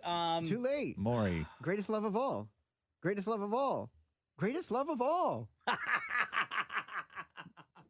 Greatest love of all. Stop looking at me. I said it. 5, 4, 3. You're the greatest love of all. 2, 1. What is it? It's Whitney Houston's Greatest Love of All. That's what I said. No, you didn't. You He said already said Whitney Houston. I don't need to Maury, say it. yes, you do. I did not confirm it Oh, was the Whitney song Houston. title is Whitney Houston. No. Oh, Listen, you said Whitney Houston. Yeah. You didn't get the song title. No. Maury said the song title, but didn't say Whitney Houston. Oh, you idiot. I'm the idiot. The greatest love of all. Greatest love of all. Greatest love of all. Greatest love of all. Greatest love of all. Greatest love of all. Greatest love of all. How could Okay. you?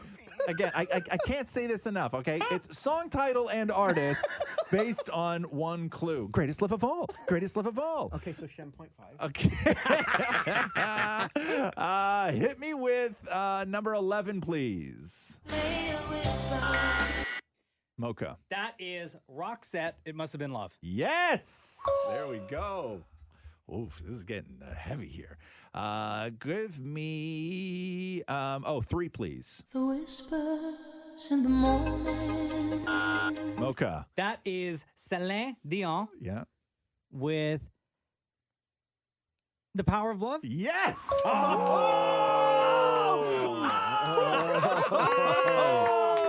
Yeah. Number 5, please. No New Year's Day. Mocha. Stevie Wonder. I just called to say I love you. Yes, sir. Why am I the only one clapping? Maury, you don't want to clap? You're like bad sportsmanship? You don't clap for the competition. Shem, what's the score so far? Currently, Mocha loves to win 3-0. Here we go. 3 to 0.5. Number 7, please. I'm going to actually go with Maury. Maury. No, that was me. Oh my God, Okay. guys, that was me. I'm going to go with Maury. I heard Maury. Okay. Cheater. Okay. Love you, Mocha. Okay. Maury, go ahead. It's The Power of Love by Huey Lewis and the News. Huey Lewis and the News, The Power of Love. Correct. Okay. I swear that was my buzzer, guys. Okay, That's my point. Okay, we may have to go back to the tape after the fact, but we can't do it while we're playing. So No. if there needs to be a correction, we can correct it after the fact, okay? Well, the so fact is I won. we'll go and do slow-mo and we'll go and do everything else.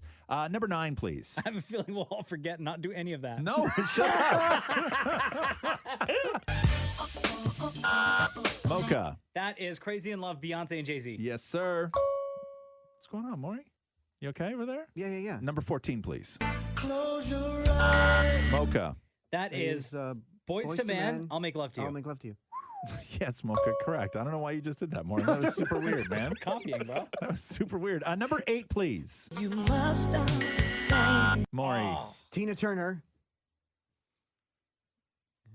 Understand by 5, 4, Tina Turner and 3, Love. 2, 1. Mocha. Tina Turner, what's love got to do? Got to do with it. Yes, sir. My Right? husband's gonna divorce me. What a classic. What's love got to do? Got to do with it. Oh. What's love but a second-hand emotion? Okay, Shem's score is what? 6-1. 6 so to far. 1. pretty close, Okay, eh? we'll end on this. Maury, you have the opportunity to not be wholeheartedly embarrassed, just slightly embarrassed. Please, Okay. number 4. Feels like Maury. Meryl Bainbridge and Love Song. What? Incorrect. I don't know that song. Really? Yeah. Hold on, let me hear it again. feels like Maury. I Love You Always Forever.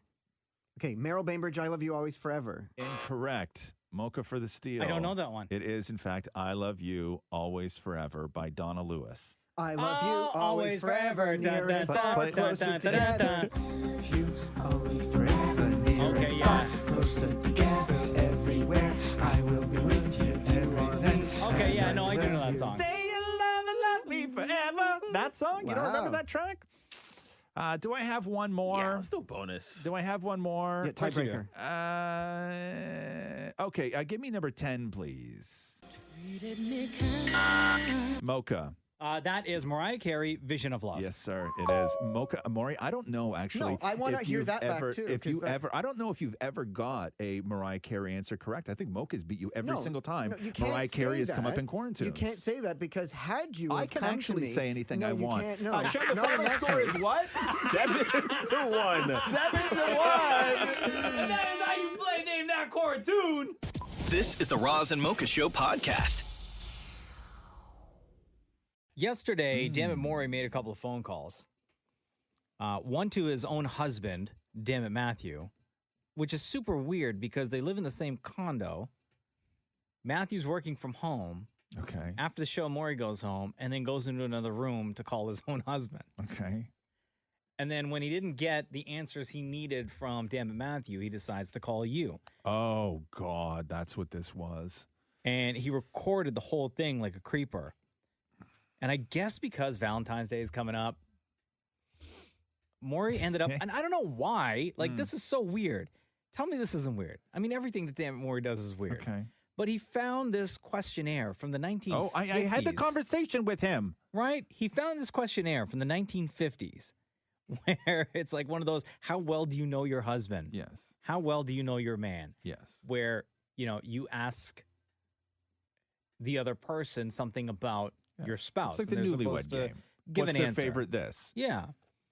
So Maury, as I said, called his own husband who didn't have time for it. Still talked to him, like entertained for like a second, and then decided to call you. Hello. Happy Valentine's Day. Oh my God. Hi. Happy Valentine's Day. Mm-hmm. Okay, so how well do you know your... Oh God. As if I have time for this. How well do you know your man? I know him very well, more than he knows himself. That's for sure. Okay, well, let's find out. I have here in my hand a How Well Do You Know Your Man quiz thing from 1950. I'm glad you've got all the time on your hands. Is your man suspicious and jealous? I think my man is very suspicious and jealous.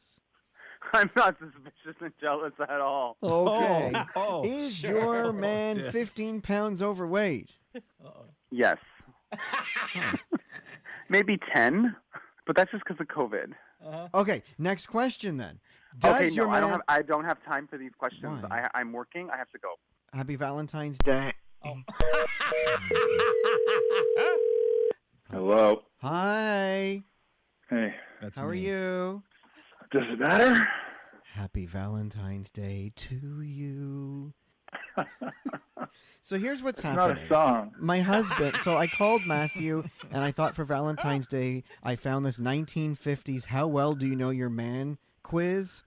And he Right. had no time for it. So I thought, who better to phone than the man that truly knows his man, me, being Okay, you. I okay. spend more time with you than I do my husband.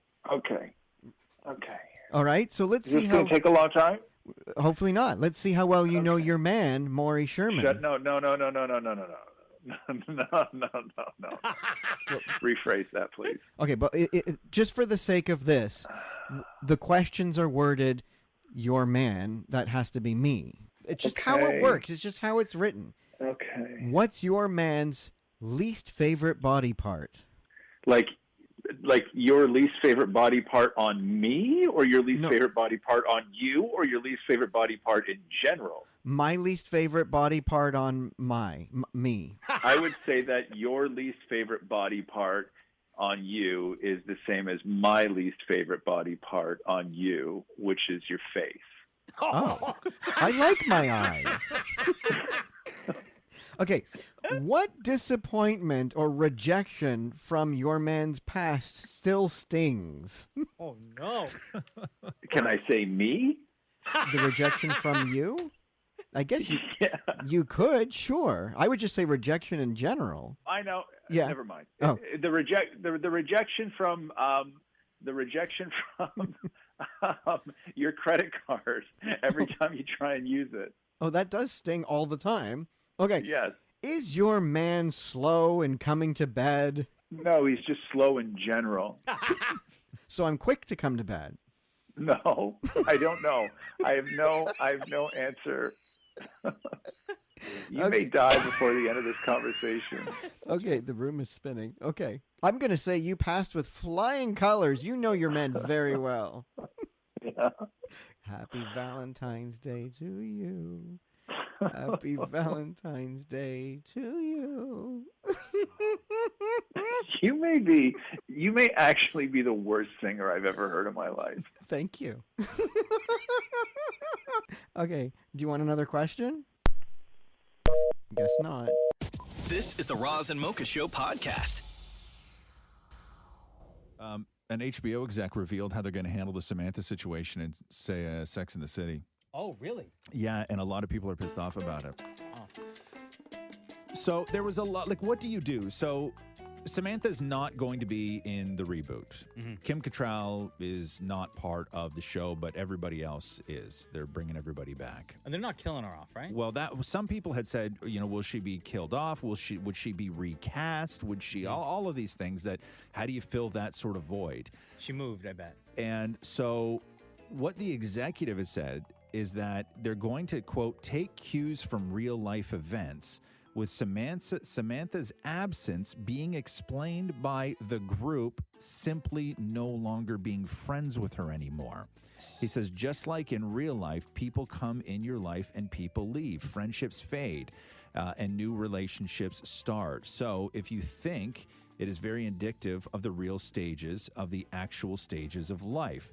They're trying to tell an honest story about being a woman in her 50s in New York. So it should all feel somewhat organic, and that the friends you have when you're 30 may not be the friends you have when you're 50. I disagree with this completely. So this says to me, and why people are thinking that this is real shady, like even more shady than killing off Samantha, is because if everybody else is back, but Samantha's not, and they just explain it that Samantha is not their friend anymore, then they're obviously framing it as something Samantha did to get shunned from the group, because all the other women are still friends together. And they've all carried on. And they've all carried on. So it obviously will look like it's something that Samantha did. Like, there's no other way to frame it. Which is fine, but my problem is that it leaves the door open to the possibilities of, well, they're going to bump into each other at a bar because it's New York. They always went to the same places and stuff. Yeah, but you never know. Like, what if Samantha, in this new version of Sex and the City, like, she just moved. She doesn't even live in New York. Maybe she's living in L.A. now. Well, she did live in L.A.,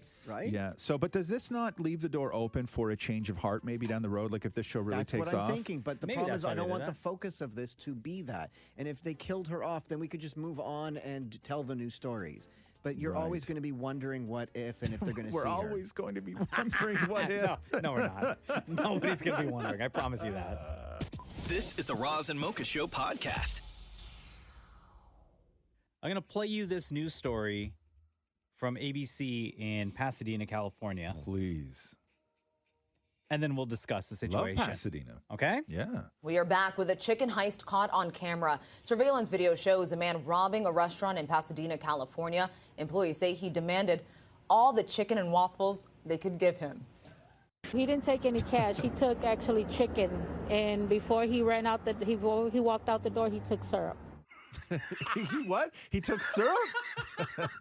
Come on. So this guy goes to Roscoe's Chicken and Waffles in Pasadena, California.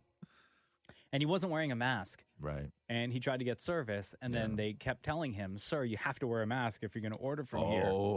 And he refused to put on a mask. So he left. They kicked him out. He left. And then he came back with a gun. Oh, wow. But instead of taking money, he took all of their chicken. He took the chicken and the waffles and the syrup. Wow. Okay. So at first I was thinking, man, the guy's just like hungry and whatever. But when you come back with a gun, like when you're asked to leave and you come back with a gun, no matter how hungry you are, You can't do that. He didn't take any cash. He took actually chicken, and before he ran out before he walked out the door, he took syrup. Yeah. The Roz and Mocha Show podcast. I know yesterday everyone was all about Super Bowl, Super Bowl, Super Bowl. I don't know if you saw what The Rock posted on IG, but if you know kind of the history of The Rock prior to getting into wrestling, he was trying to be a pro football player. Yeah. And he even played for the Calgary Stampeders at one point. Yeah. And got cut by the team. But his University of Miami football card, he's actually got a rookie card that's sold at an auction for $45,100. Really, huh? Yeah. A lot of Rock fans. Right? A lot of Rock fans. 45 grand. That his TV show looks so good, dude. Oh, I can't wait. Yeah. I cannot wait for It Young looks so Rock. good. And they're promoting it really well by using him to sort of narrate the marketing behind it. Is he in it? Like, I don't know. Like, is it just a show? Like, does he show up in the show to sort of tell the story and then it cuts to I don't know. Like, know. or does he do something maybe off the top of each episode where he sort of lays, sets it all up kind of sets thing? up the scene, yeah. Yeah. I don't know. Because I think that The Rock is just such a huge star that to do a show like The Young Rock and not have him in it? Yeah, well, he is still at his peak. You know, to not have him in it doesn't make a whole lot of sense. So I think that I'm interested to see what they're going to do and how they're going to use him. What do you know, Maury? On IMDb, he's listed as himself on 4 episodes so far. Okay. Oh, okay. So what I'm thinking then, and what I hope, so to not oversaturate what the show is about with like current Rock, Yeah. is he is either intertwined in between scenes or right off the beginning that, okay, now we're going to tell this particular story. Right? Where he like reminisces a little bit and then it goes into the actual show. Yeah. And it's interesting with these shows like the young sort of whatever, you know, at what point does it age out, you know? Because I'm watching clips where he's like a kid and then you also see him in high school where he's just this giant walking around high school. know. That was like me in junior high, by the way. Not that I'm The Rock. Right. But that was like me in junior high. Like I was a foot taller than everybody than the next tallest kid. The long like hair. yeah, not a couple inches, a foot taller than the next tallest kid. Where Completely looking out of place. Yes, I couldn't bench, you know, like what The Rock could bench. Like 2 something. Yeah, no. We didn't have weights in my school, by the way. No. Everything we learned was on the streets. Yeah, we didn't have any of that. You had to go lift farm equipment if you wanted to get jacked. The only kids in my town that were jacked were farmers, right? Like those are the only kids that had muscles in junior high. You doing like farmers. arm curls with like hay bales? Yeah, shut up. Here we go. The Roz and Mocha Show podcast. Did you see they're really pumping hard as far as American Idol goes with the Claudia Conway audition. Oh, yeah. Is that going to be night one? It has to be night one. Because they're really front loading. Yeah, but they all Claudia. Very much. And they don't show in the clip, though. They don't show her singing, and it's really frustrating to me. Oh, no. All the dramatics. Well, that's how they get you. I know, and I buy into it every single time they do one of these things. It's weird to see American Idol, though, promoting somebody who comes in and auditions on like a night one audition, because these are people that we're not supposed to know who they are, right? I wonder if it's because she's been making so much news lately. But I don't know if you know when this audition happened. This happened before all that. But they're using all the promo. Oh, hell yeah. Right? And also, how is it that American Idol is premiering on Valentine's Day? Yeah, because it's the loveliest show, man. I don't know. I'm going to be busy. You going to be busy and not going to watch? No, I don't think so. No? I've abandoned American Idol. I'll be honest. Ago, huh? Yeah, years ago. I'm trying to think of who the last time I watched Idol where I was like truly invested in Idol was. Play the Claudia Conway clip just Very so we nervous, can but see very the dramatics. excited. She's a social media sensation. I'm Claudia Conway. My parents are high-profile political figures. But will she get a ticket to Hollywood? We want an American Idol. No, that ain't it, sis. Right? That's not you. Hold on here. Let me go through this this list here of who won American Idol. Like when the last time was that you watched? Yeah, like when the last time I actually, because I'm going through Like these. I Sanjaya? don't know. I Remember don't that know dude? any of these names. Yeah, that was like a troll job before anything had a troll job. Yeah, I don't know. Like Maddie Pop, Trent Harmon, Yeah. Nick Fredani. You know who any of these people are? No. Caleb Johnson, Candace Yeah. Glover. Oh, Caleb Johnson, yes. Yeah, Philip Phillips. Yes. Scott McCreery. Oh, Scott McCreery was the Scott country. McCreery. Maury. By the way, she auditioned November 15th, 2020 is when she did her Yeah, so audition. a while ago. Yeah. Lee Dways. No idea. Chris Allen, David Cook. Hey, remember the guy? Jordan Sparks. You know Jordan Sparks. Oh, love Jordan Sparks. Taylor Hicks. I was just gonna ask. That was Taylor yeah. Hicks is the one with the harmonica, right? The young is Taylor Hicks. The one with Taylor Hicks. No. What made Taylor Hicks unique was that he was like 22 with a full head of gray hair. Yeah, harmonica Yeah, guy. was that the guy with the harmonica? I was just gonna say. You remember him as the harmonica guy? I do. And not the 22-year-old with a full head of gray hair? So number one was harmonica. Interesting. Number two, he was a super young guy with all grays. Yeah, I learned something about you today. Yeah, harmonica. Yo, you ripped it on the harmonica. Okay. Are you I'm not kidding saying me? Carrie Underwood, of course. Fantasia, we remember. Oh, yeah. Ruben, we remember. Kelly Clarkson, we remember. Lee Dways' music has been used since on The Walking Dead. Really? Huh? Was he like a composer now? Yeah. That's interesting. So that order that you were just reading, So- was that like the order that From most they- recent, yeah. So Most Kelly recent, okay, Kelly okay, Clarkson was number one. Yeah. Ruben Studdard was number two. Oh, he had remember that voice. Clay Aiken was the runner-up, Oh, but yeah. he got the bigger career out of that Totally. too, right? And then Fantasia after that. Carrie Underwood after that, Taylor Hicks after that, Jordan Sparks after that. I think that the last time I was truly invested in Idol, where I would like sit down and watch it, was really probably the Taylor Hicks season with the harmonica Who player. was after Hicks? Taylor Hicks, Jordan Sparks, I remember Jordan Sparks. and then David Cook, and then after that, I don't even know. Sanjaya. that was great. This is the Roz and Mocha Show podcast. Hey, Mocha. Yeah. Are you ready? Of course. Let's do the news. A Roz and Mocha Show and Kiss 92.5 News Break. I know you're very happy. You're Tampa Bay Oh, Buccaneers. Yo, I've been a fan since like even before Tom Brady got there. Yeah. Who was there before Tom Brady, by the way, Mocha? Oh, you got guys like Andrew Adams and Shaquille Barrett. Oh, my God. You're Yo, so funny. Cameron Braid. You're so funny. You know, you got Antonio Brown. Yo, Antonio! That's what they call him. In Yeah. the locker room, yeah. Yeah. Hey, do they get to watch the halftime show, you think? The players I don't think they. No, I think would be, no. Levante David would have enjoyed. Yeah. He's probably watching on YouTube today. Yeah. Carlton Davis, you know, my guy. Khalil Davis. They're not brothers, but same last name. Fair Might as well enough. be. The whole Okay. team. Wow. Packer brothers. I was not prepared for that. So Tom Brady, Tampa Bay Buccaneers, champions, 31-9. First half of the game was awesome. It was just like they just destroyed. Second half of the game, one of those boring 2 quarters of football I've ever watched. What about Gronk though? That guy's just a beast, huh? Look at you. No, like legit. No, I'm being serious. Are you okay? You're being serious I'm being now? serious. Yes, Yeah, he's a Gronk beast. is just a beast. And he was retired and then decided to come back because Tom Brady went to Florida, right? Yeah. Yeah. Crazy. Brady was like, "Want to win another ring?" Yeah. Sure. The Super Spreader Bowl was trending all night. There were 25,000 people there total. 7,500 were vaccinated.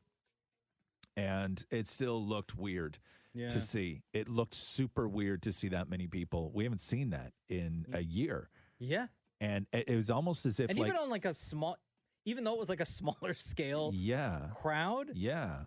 it was very odd. And I know that they said that there was precautions and everything else, but like you were catching people on the big camera with like the mask around their ear like an earring, where they're taking a drink of beer and all that. Like it was it was. I don't know. It was almost like everybody would just put a pause on COVID. Like you can't go to funerals still. I know. But they can do 25,000 people for the Super Bowl. Weird. It was really weird. Very odd. And even with the man. cardboard cutouts, like there were like like to help socially distance everyone. Yeah. It still didn't look. It looked like people were still kind of shoulder to shoulder. Before we get to the weekend, Diplo is under a lot of heat for his Super Bowl party that he did down in Florida. This is a little bit of that. And I watched the footage of this, man. 2,000 people were at the party at the Waterfront Hotel's WTR Tampa Pool on Saturday. 50 Cent performed at that same venue also that evening.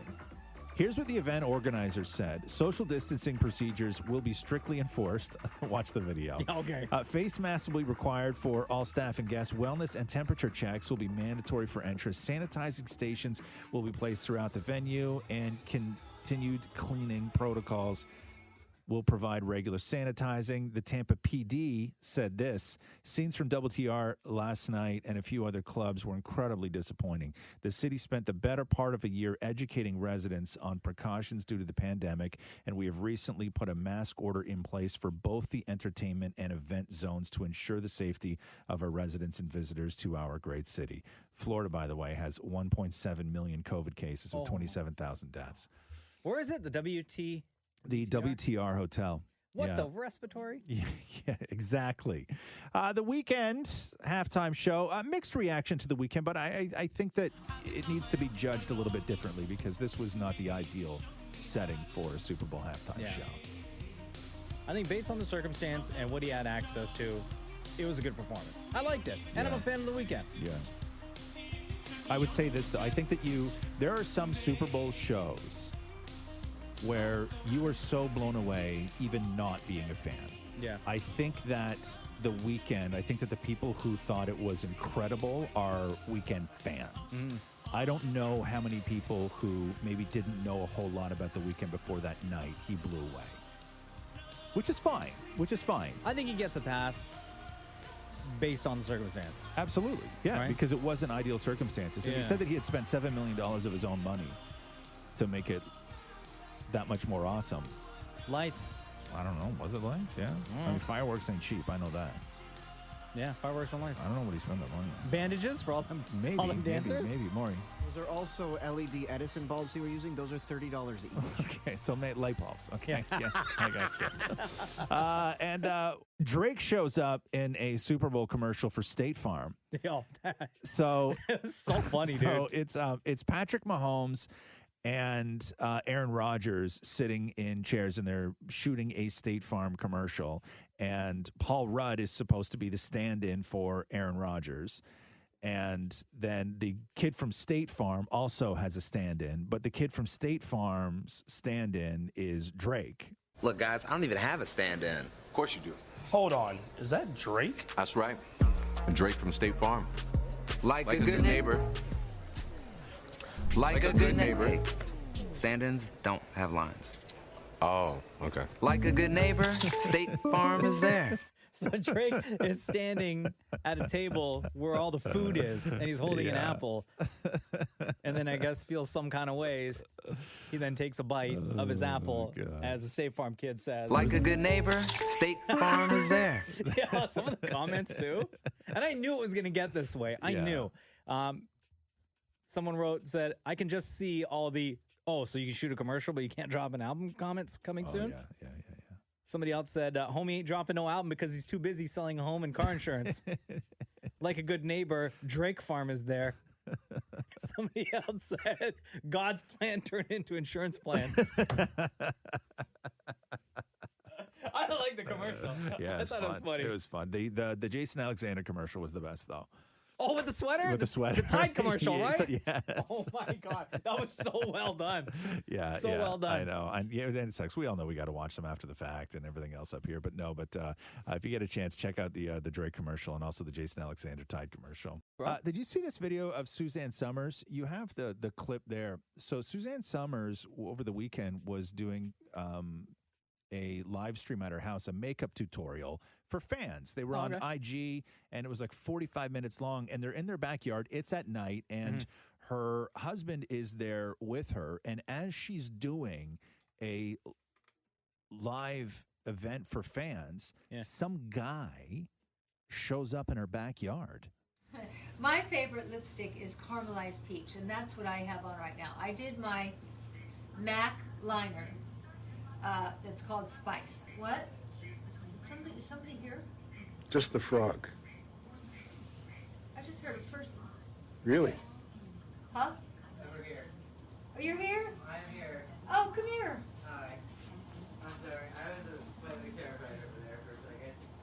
you terrified? I'm not even sure. There were goats following me, and Who are you? I'm Aaron Carpenter. I don't know. Have you heard of me? No. How did you okay. get here? How? A friend led me up this hill, and then I came down.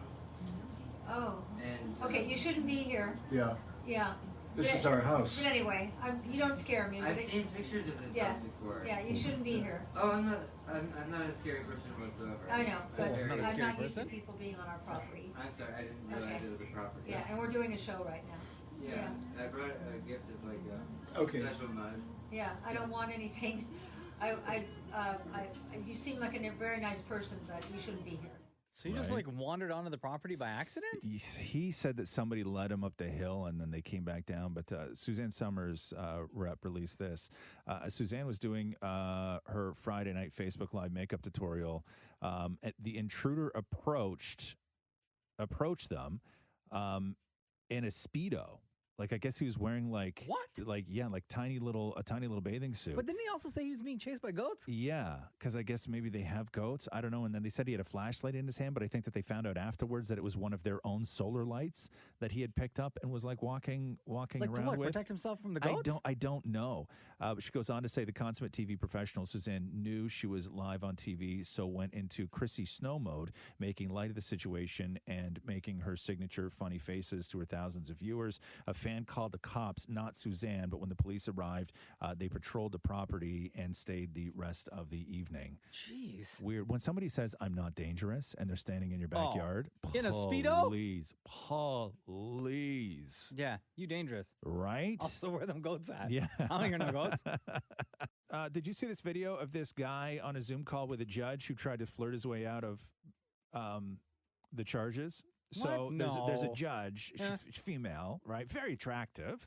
And she's doing a Zoom call. And on the Zoom call, it's like the sheriff's department just one by one brings these people through this Zoom call. Yeah. And I guess this guy was standing in the back watching other guys go in and plead out or whatever. And he saw his moment via Zoom with this judge. So he thought he would try and take it. How you doing? All right, I'm good, sir. How are you? Good. Judge, you is so gorgeous, Miss Judge. I just have to tell you, you're gorgeous. Thank you, Mr. Lewis. All right, Mr. Lewis, flattery will get you everywhere, but maybe not here. The court finds probable cause on count 1, burglary, occupied dwelling, unarmed. So, Judge, you is so beautiful. Judge, you is so beautiful. Yo, shoot your shot. Like, whatever. Yeah, so... what anyway. did he think was going to happen? She was going to say thanks, okay? Yeah. And go home? Yeah, exactly. She ruled that there was probable cause and let him off with a $5,000 bond. Last night, they dropped a little bit of the trailer for Fast 9, which this was the movie that kept getting pushed back and back and back. And this was the reason that Tyrese was like crying on the floor. And because The Rock went and did Hobbs and Shaw and then a bunch of other stuff. And so this was the movie, the Fast and Furious movie that has been pushed back for years because all this other stuff was going on. But here's a little bit of that. The world has a way of changing, but there's one thing that always stays the same. You miss the old life. Do you? Every day.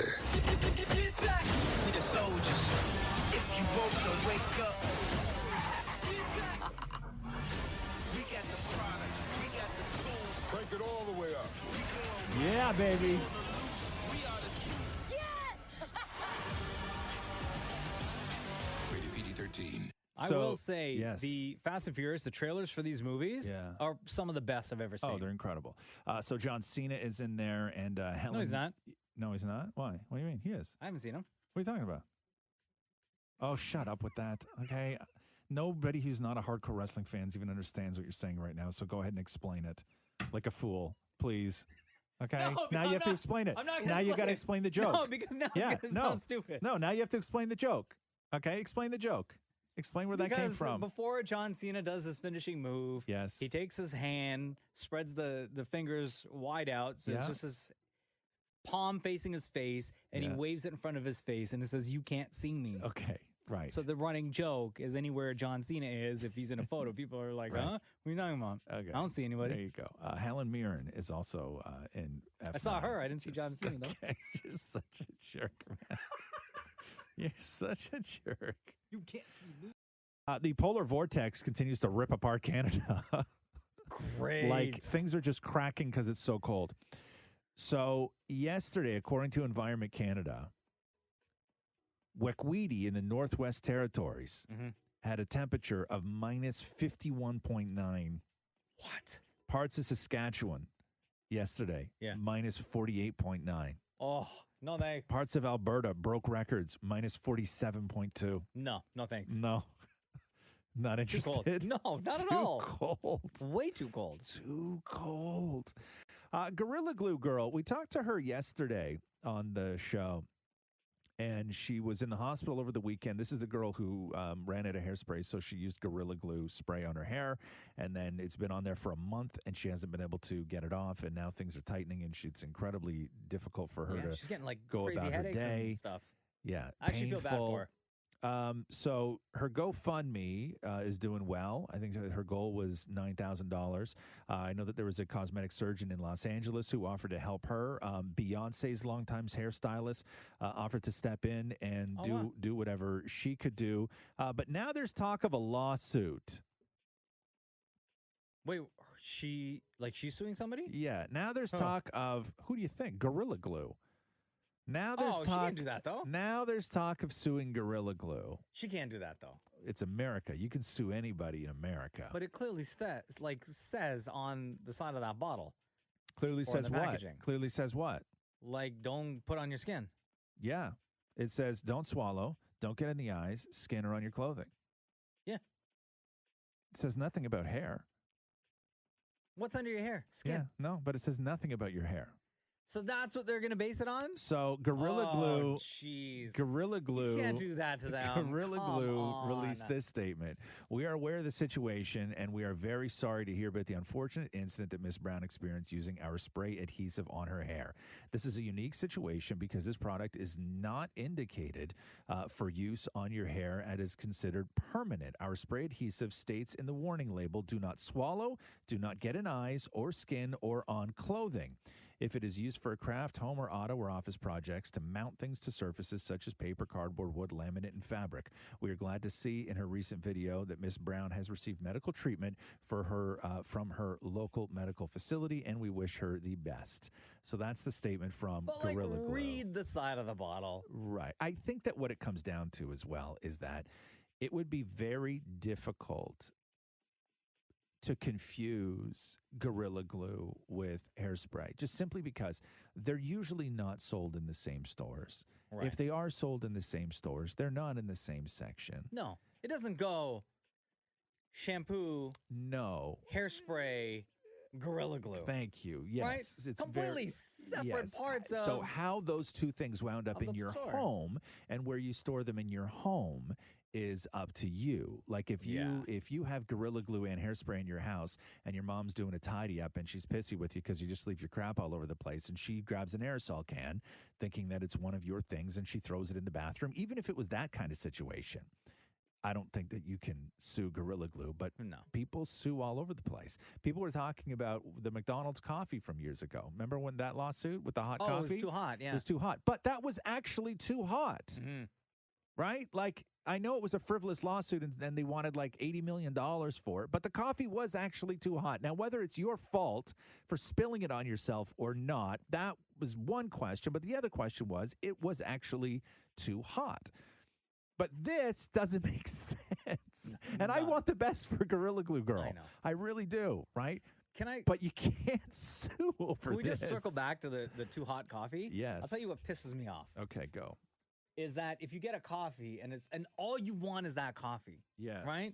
And you've been waiting for that coffee. Yes. And you finally get that coffee. And the first sip is piping hot. And then you got to wait. Your first sip is ruined. And now you got to wait even longer for that coffee that you've been jonesing for. Yes. Forever. Yes. Petty, I know. Like silly.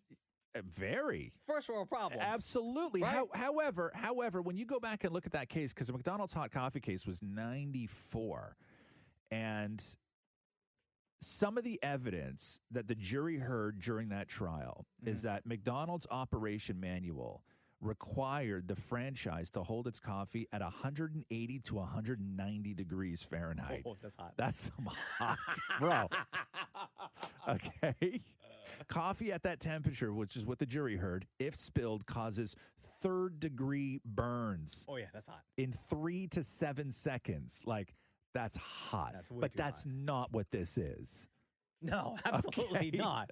That is not what the Gorilla Glue case is. No. At all. So I don't know what's going to happen with that. But Gorilla Glue is like, what the hell do we do? Like, somebody used our what for a what? I know. We got to do what now? Yeah, no, we didn't sign up for this. Album sales are surging after Morgan Wallen was caught on tape using the N-word. So this is after he was dropped by management, after he's dropped by the record company, after he was uninvited to participate in any upcoming award shows, after he was kicked off streaming services, everything else. Dangerous, the double album, retains the top spot for the 4th week on Billboard's alt-genre album charts. Billboard reports that the latest album sold 25,000 copies during the week of February 4th. That is an increase of 102%.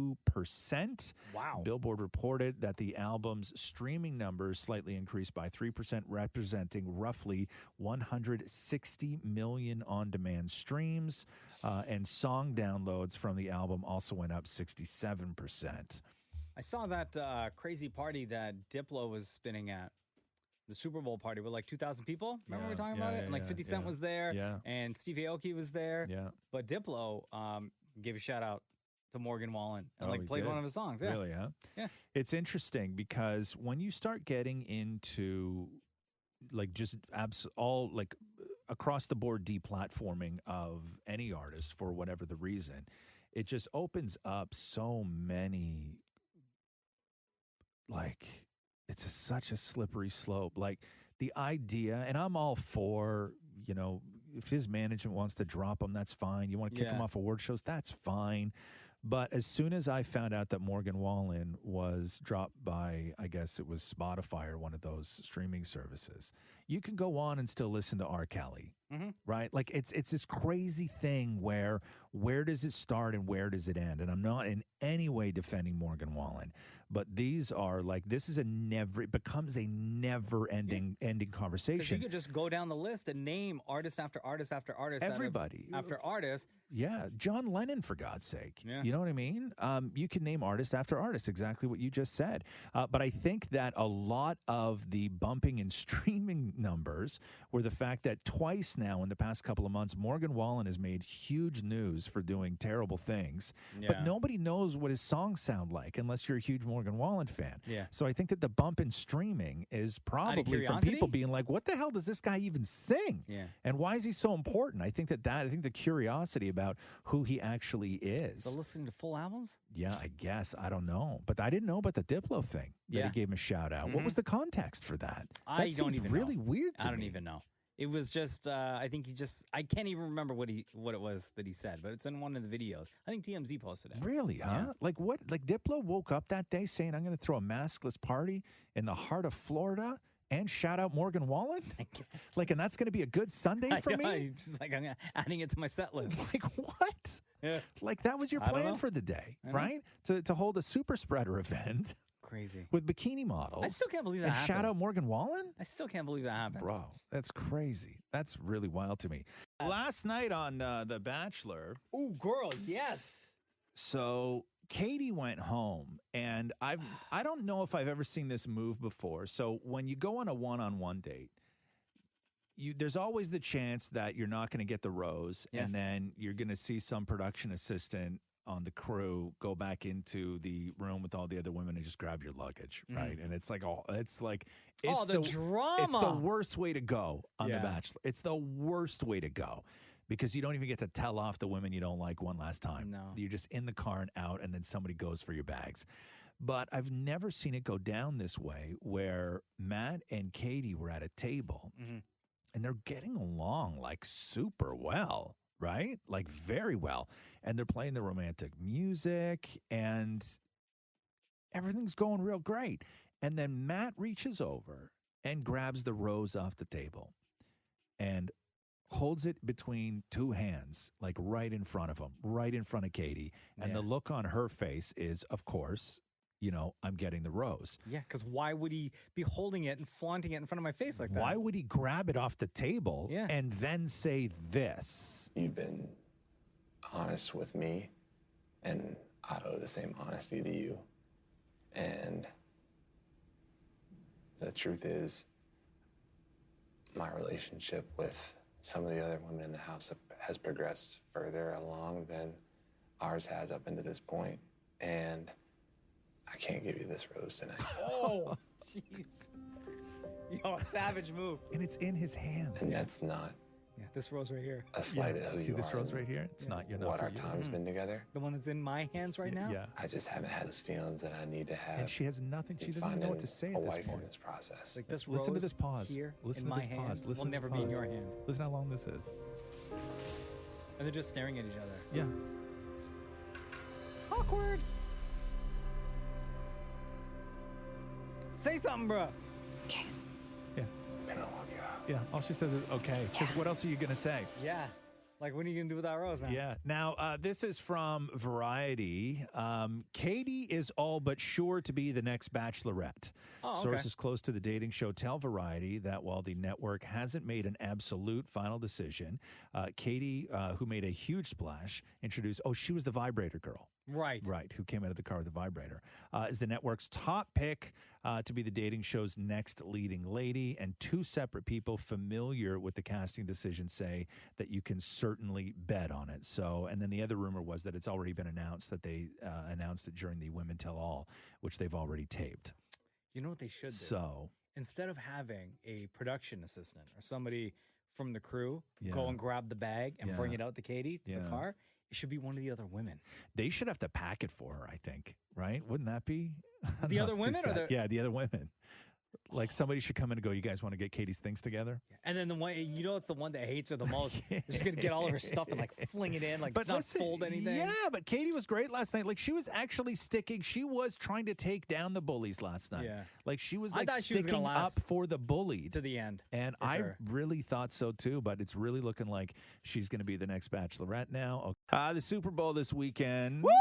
The weekend Super Bowl this weekend. Mm-hmm. A lot has been said about, what he's going to be able to do and what can you do and just the logistics of having put on the halftime show during COVID and everything else. But a lot of people, the questions were surrounding his sort of visuals because the Weeknd is not a PG performer. Not right? at all. And is this the first sort of very non-PG headliner at a Super Bowl that you can think of? Probably. I can't think of anybody else. Yeah, everyone else has been like pretty Sort family, of, right? family friendly. Yeah. Ish, right? No, but Madonna she's very, very, very mainstream, though. Like, Yeah. Madonna is... No, Gaga's PG. No, Gaga's very PG. Yeah, Gaga's very PG. But anyway, so they were asking the Weeknd at the press conference how he is going to deal with the sort of artistry that he brings to the table, but also sort of walking that PG line. I definitely want to be respectful to the viewers at home. I will still incorporate some of the storyline. It's a very cohesive story I've been telling throughout this era and throughout this year. So the story will continue, but definitely will keep it PG for the families. Definitely. And All right, I'm into it. Did an interview with Variety sort of explaining in detail what the deal is with the bandages and the sort of fake plastic surgery. And he said the significance of the entire head bandages is reflecting on the absurd culture of Hollywood celebrity and people manipulating themselves for superficial reasons to please and be validated. And I'll say this, it's very easy to make that statement, right? Yeah. And I don't mind what he's doing. I love that it's just one big giant art project, right? It's Yeah. like very sort of Andy Kaufman, whatever else you want to say about it. So I love a big art project. But it's very easy for somebody to make the statement of others mutilating themselves for, to please others and gain validation when you're a good-looking guy. You know what I mean? You can make that statement when you're the Weeknd and you're a good-looking guy. Sure. Right? If you're not, it's yeah, very difficult to make that. Yeah, if you're ugly, you ain't saying that. Right. Roz and Mocha Q&A. All right, Roz, are you in the right headspace? For? We do this every Time, man. It's Ask Roz and Mocha. Okay, yes, I'm in the right headspace for Ask Roz and Mocha. Doesn't sound like it. Jesus, man. Hi, Chantel. How are you? Hey, I'm good, guys. How are you? Good. This isn't the first time we've talked to you before, right? No, I spoke to you guys in early December. Oh, love that. Nice. How's life? Yeah. Life's good. Life's good. Yeah. Same old quarantine life, staying home, you know, lockdown. Become a routine, just like so repetitive. So it's nothing really out of the norm right now. Yo, how dry are your hands these days? Super dry. My Right. hands and my lips crack so much. It's worst. ridiculous. The No worst. matter how much lotion I put on my hands throughout the day, like it's like my hands absorb the lotion and then get instantly dry just because of the Really? amount of sanitizing and like when we're in the studio just using the alcohol wipes to wipe everything down. Oh man, Mine started bleeding. The top of my hand started Oh, bleeding, no. but I have a new solution. Which is? I put my thick foot cream on my hand, and it works. Because What is it's what is the thicker. thick foot cream? It's a lavender foot cream. But do you know what kind it is? Oh, I bought it at a lavender farm here. Oh, okay. Yeah. Yeah, but it's specifically a foot cream? Yeah, because it's thicker. Yeah. I imagine, like, is there not some sort of, like, beastly cream that are used on, animals so they don't, like what do they rub on elephants in the zoo? Anything? Like, I imagine that their skin is like forever dry. because remember when it was a trend to use horse shampoo for women? Like, they started all using horse shampoo, right? Silky smooth, Like though. like golden mane or whatever it was called. I don't. Mane and tail, and I use that, guys. I'm Mane- using it right now. Mane and tail. That's what it is. Oh my Yes. god, I'm using it. It's in my bathroom right now. There you go. And Yes. does it work? Does it work? It makes my hair longer and it's a lot softer, so I enjoy it. Yeah, but isn't there? That's what I'm wondering. I'm wondering There is one. because It's called working hands. But what's that Oh. for? Your I've hands. seen that at Home Depot. Yeah, it's No, called no, working no, hands. no. I said one for animals. Oh, no, I was telling you one that will work for your hands, working hands. No, because I'm wondering if there's something for animals that they use that is just like hard acting, penetrating, gets through the fur and down to the skin, like some sort of veterinary cream that I don't know. I could use the stuff I put on my dog's paws. What's that? It's like a paw cream. Yeah, I would try that. I would start using What paw about cream. udder cream? Isn't there something called udder cream? Yeah, maybe even udder cream. What if you used mane and tail on your hair and then udder cream on your hands? I will say, Chantal, I know we still have to get to your question, but we're Mm-hmm. just talking about self-care. No worries. You know the brand L'Occitane? Oh my God, are you telling me? Yes. Yeah, so that cream, that's probably the thickest, most absorbent, but it like makes your hands a little bit greasy. Well, 'cause that's the it's shea only butter. one. That one's 89% shea butter. I have Yeah, that one. in my shea shop. Is butter. that the one that looks like it comes in a toothpaste tube? Yeah. Yes. Like, Yeah, that's some tit cream. Yeah, that's Yeah, man. yeah. But your hands get like super greasy. Yeah. Yeah. After Well, I'm the out in first Vancouver, application. so it's not like super dry like it is for with you guys. Because like so we get a lot of rain, right? So Yeah. it's not a lot of like dryness. But we have a cold front coming in this week, and I felt it last night. Like it's super, super cold. Like we're in the minus like 10s right now. So Yeah, it's not. super cold. You want to know what it feels like right now where we are? Yeah. Well, Minus let's hear it. 20. It's minus Yeah, 20 that's right now. disgusting. Yeah. And in No, I in couldn't. Alberta and in Manitoba, it feels Yeah, like past minus the Rockies, 40. It's disgusting. Yeah, I got coworkers who are messaging me. They're like, it's minus 20, but it feels like minus 40. And I'm like, ew. Okay. Well, call us in July when it's 22 there. Yeah, right? Yeah. Okay. Enjoy your summer. So, Chantel, what is your question for the room? Well, it's not for you guys directly. It's for Shem. I was wondering if you can preferably sing us a 90s R&B throwback. Oh, Shem. Oh, Can you Shem. sing it? He's already drinking water. Look at him. Please. Can I sing? Shem sings for his. You're the choir. I don't want to mess it up. You're choir leader, Choir director. Come on choir now. director. Yeah, choir director. And Shem has been known to sing a song or two. Now, Shem, when somebody says to you, classic throwback 90s R&B, where does your head go?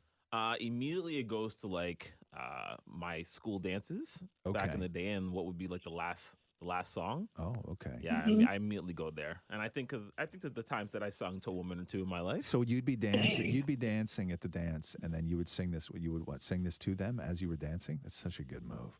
smooth, right? Right. That's very I've true. never been to a school dance. You've never been to a school dance No, more? so when you said that, I was just like, I don't know what that's Okay, like. we're gonna let you know what it was like here. So when Chantal says here, 90s R&B throwback, is there like a song or like a group that comes to mind? The first thing that comes to my mind is like Casey and JoJo All My Life. Okay. Oh my God, no way! I was hoping you would sing that song. That is like my favorite song. Oh, really? I'm Oh, here we fangirling go. right All now. right, you ready, Chantal? You ready? Hold on, wait. Yes. Chantal, is your man around right now? No, he just left for work. You guys, Oh, how convenient. right? Okay. Go. Okay. Listen. Why don't you do this? Why don't you go run the bath, and then we'll do the rest of Ask Roz and Mocha, and then we'll come back at the end and do this while you're out. With the mane and tail of my hair. No. Yes. Yeah. Go lather up with mane and tail. Grab that udder cream that Maury suggested. Okay. Sorry. Go ahead, Chef. Go ahead. Oh, you want me to sing right now? Can Okay. you? Yes. That's the request. You ready, Chantal? Yes, I am. All right, here we go. I will never find another lover sweeter than you, more sweeter than you. And I will never find another lover more precious than you, more precious than you. Girl, you are close to me, you're like my mother. Close to me, you're like my father. Close to me, you're like my sister. Close to me, you're like my brother. You are the only one, you're my everything. And for you, this song I sing. You're all my life. I pray for someone like you. Is that okay? You want more? Wow. That was amazing. Shem, your voice is like so good. Never finally found you. That's so hot. That was really good.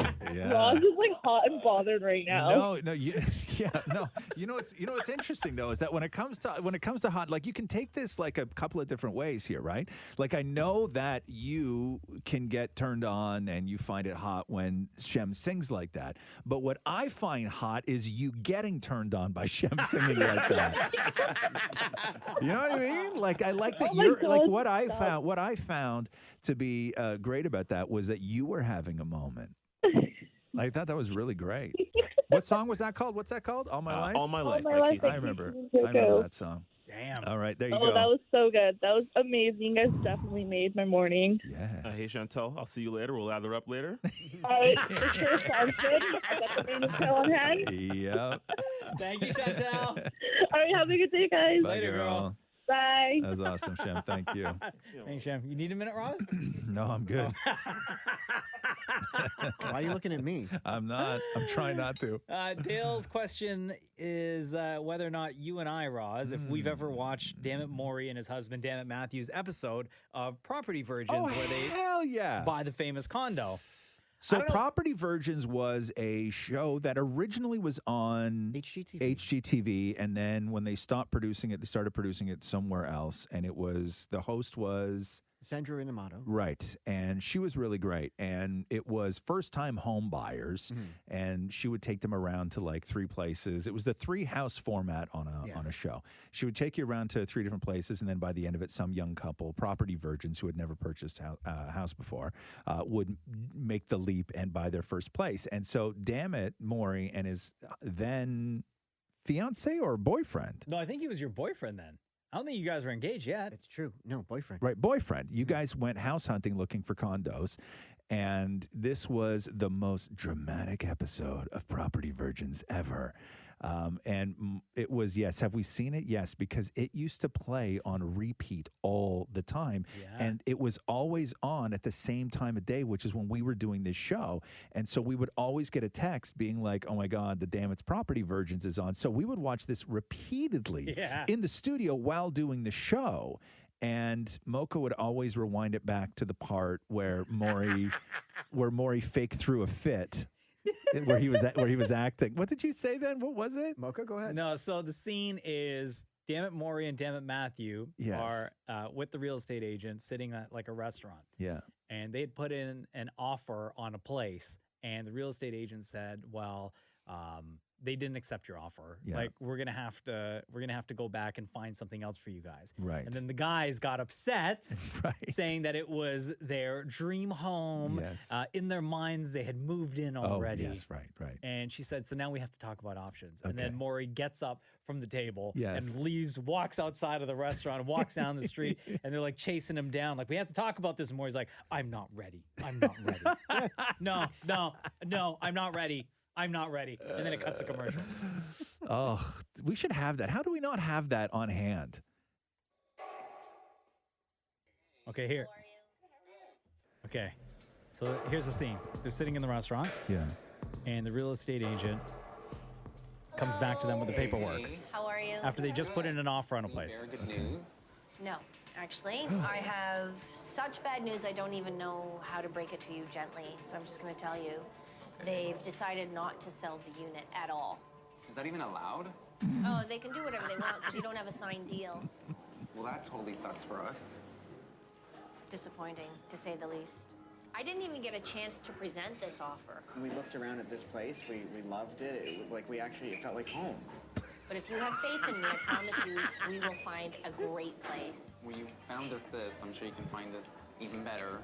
I was already moved in. I was already placing and imagining furniture in my head. And we can't let it discourage us. I mean, we have to just keep on business. I'm not ready. I'm not ready. After the shock of losing the condo they loved, And then Maury walks away. Puts his hand up. I'm not ready. I'm not ready. So, yes, have we seen that episode? Oh, yes. Oh, many times. We've seen that episode many times. And so what happened more? Because I know people are always curious, because I've been on a few of these shows, whether it be like Chopped or when I did the Scott McGilvery show, Income Property. People always want to know what's real and what's not. And I can pull back the curtain and tell you truthfully right now. So on Property Virgins, it's the 3-house format, so they show you 3. Oftentimes on those shows, like I know House Hunters International, somebody ruined House Hunters for me, and I could never watch it after that, which is the trick with watching House Hunters is when you see people go into a place and they start complaining about weird things like, oh God, I could never buy this place because of that, the towel rack in the kitchen, right? Yeah. Like just stuff that you could rip out and replace in a minute. Those are never the houses. And the way that they break down on House Hunters is that if they go into a house and the house has furniture, that's not the one that they're going to buy. They always buy a house. They always get the house that's empty, because the deal with House Hunters was, because I knew somebody who used to produce that show. Yeah. The deal with House Hunters was that they wouldn't cast for people who are looking to purchase a first home. They would cast people who recently purchased a home. And so because they wanted a guaranteed buy. They couldn't have people, they couldn't start shooting a show with people and then at the end of it have one of the home buyers get cold feet, because then they don't have an end to that episode. Yeah. So they needed guarantees. And on House Hunters, what they did is they would cast people who had recently purchased a home. Then what they would do is go and find 2 houses in the neighborhood that were for sale, and they would shoot inside those. Or oftentimes they wouldn't even shoot in houses that were for sale. So people would be touring houses that weren't even for sale. Wait, and you mean the one they bought is what they already bought? They already bought it. Oh my God. So so they already owned the house. So the whole thing is like, I'm looking for a house, but I already own one. Yes, exactly. And what, it gets renovated, or not even renovated? No, the House Hunters, there was no fixing up. But this is not House Hunters International. This is just House Hunters, right? Or both? Both. Yeah, if it's produced by the same people. So on House Hunters, the people cast on the show had recently purchased a house. That would be on the show one of the houses they go to look at. So they would literally tour the house. Touring their own house. The house that they just bought. The other 2 houses on that show. There's stuff still in it? No, because that's why it was always empty, because they would shoot before move-in date. Gotcha. So on House Hunters, the empty house was the house they always wound up with, because the other 2 houses that they showed them were either houses that were for sale in the neighborhood, or oftentimes houses that weren't even for sale in the neighborhood, and they would just film just knock in on them. a door going, hey, can we film here? It would be somebody that they would find, and they would get hooked up and whatever it was. But so that's how, because House Hunters needed guaranteed that there was going to be a sale. Could you imagine somebody knocks on your door and says, hey, we're filming this show. Yeah. We don't want to buy your house, but we want to use it for this couple to walk through with their real estate agent, and we want to film it, right? Yes. And then it comes to watching that episode.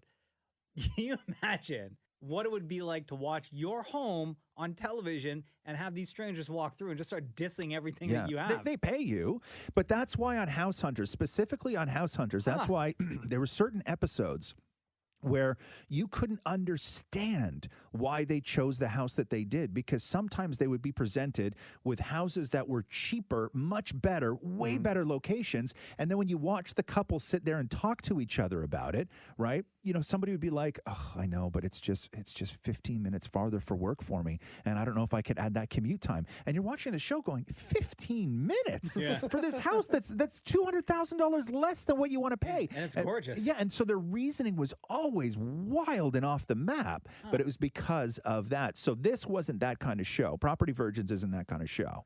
Well, I mean, we went to see one place. Yes. Then we ended up seeing like 12 more. That they filmed? No, that they didn't. Oh, that they didn't. So you would be looking at other places, then they'll pick one, okay, we're going to film here. Then you would go and look at a whole bunch more.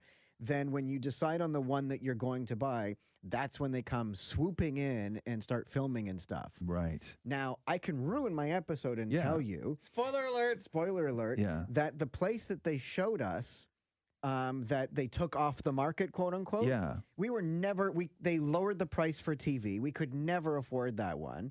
But the reason why is because they couldn't let us film in the one we did buy for a tour because the president of the condo board wouldn't let us film in there. So we weren't allowed to film in that until we owned it and had the key. So they had to do something. Yo, so right off the bat, your condo board hated you. Yeah, right out of the gate. Because if you listen to this show, you know, Maury has been at odds with the condo board forever. But it was even before you were an owner, they hated threatened you. to call the police on Sandra and Amato if we showed up. But once you have the key, you can do anything you want in your unit. Right. Right? So they had to have a fake, Don't we it know came it? off the market, blah, blah, blah. Yeah. If you want to search, interesting. the entire episode is on YouTube. Just type in Property Virgins Maury, and it will show up. The title is Property Virgins Maury and Matthew. And the scene that we just played for you, if you want to timestamp just to get to that part and see the terrible acting, is at 20 minutes and 20 seconds. There you go. Here's a question we got from Andre. How does a dynamic work with Roz and his family living with his brother and his wife? Do you guys have your own separate space, or do you guys have run of the whole house? I think it's a cool dynamic and something that a lot of people could consider when trying to buy a house nowadays. Mm-hmm. I fully agree. And we've done this now. This is our second house that we've bought together. The one that we're in. I mean, we've been there 15 years, but we had one before that too when we were in our But you've 20s. always lived with your brother, right? Always lived with my brother, with the exception of a year, maybe a year and a half of my life. I've always lived with my brother. So we've rented apartments together. We were roommates. And the house we had previous to this, he was his then, who's his wife now, but his girlfriend at the time, she lived there. And then when I got married, my wife moved in, but it was just one townhouse. Mm-hmm. So we shared a kitchen, shared a living room, shared the TV. There was just four of us living there, and it was wonderful. I always thought it was wonderful. I don't know how everybody else felt about it. But now the situation that we have now is we have like an old sort of Victorian house that you see all your life where it's split into two. You know what I mean? Gotcha. Where people live upstairs and people live downstairs, and they're just rented out as a multi-unit kind of thing. That's what we have now, where he and his wife live on 2 floors and we live on 2 floors. We have our own door, our own kitchen, we don't share space with the exception of the entranceway. Yeah. But it's amazing because they're there, and I like my brother.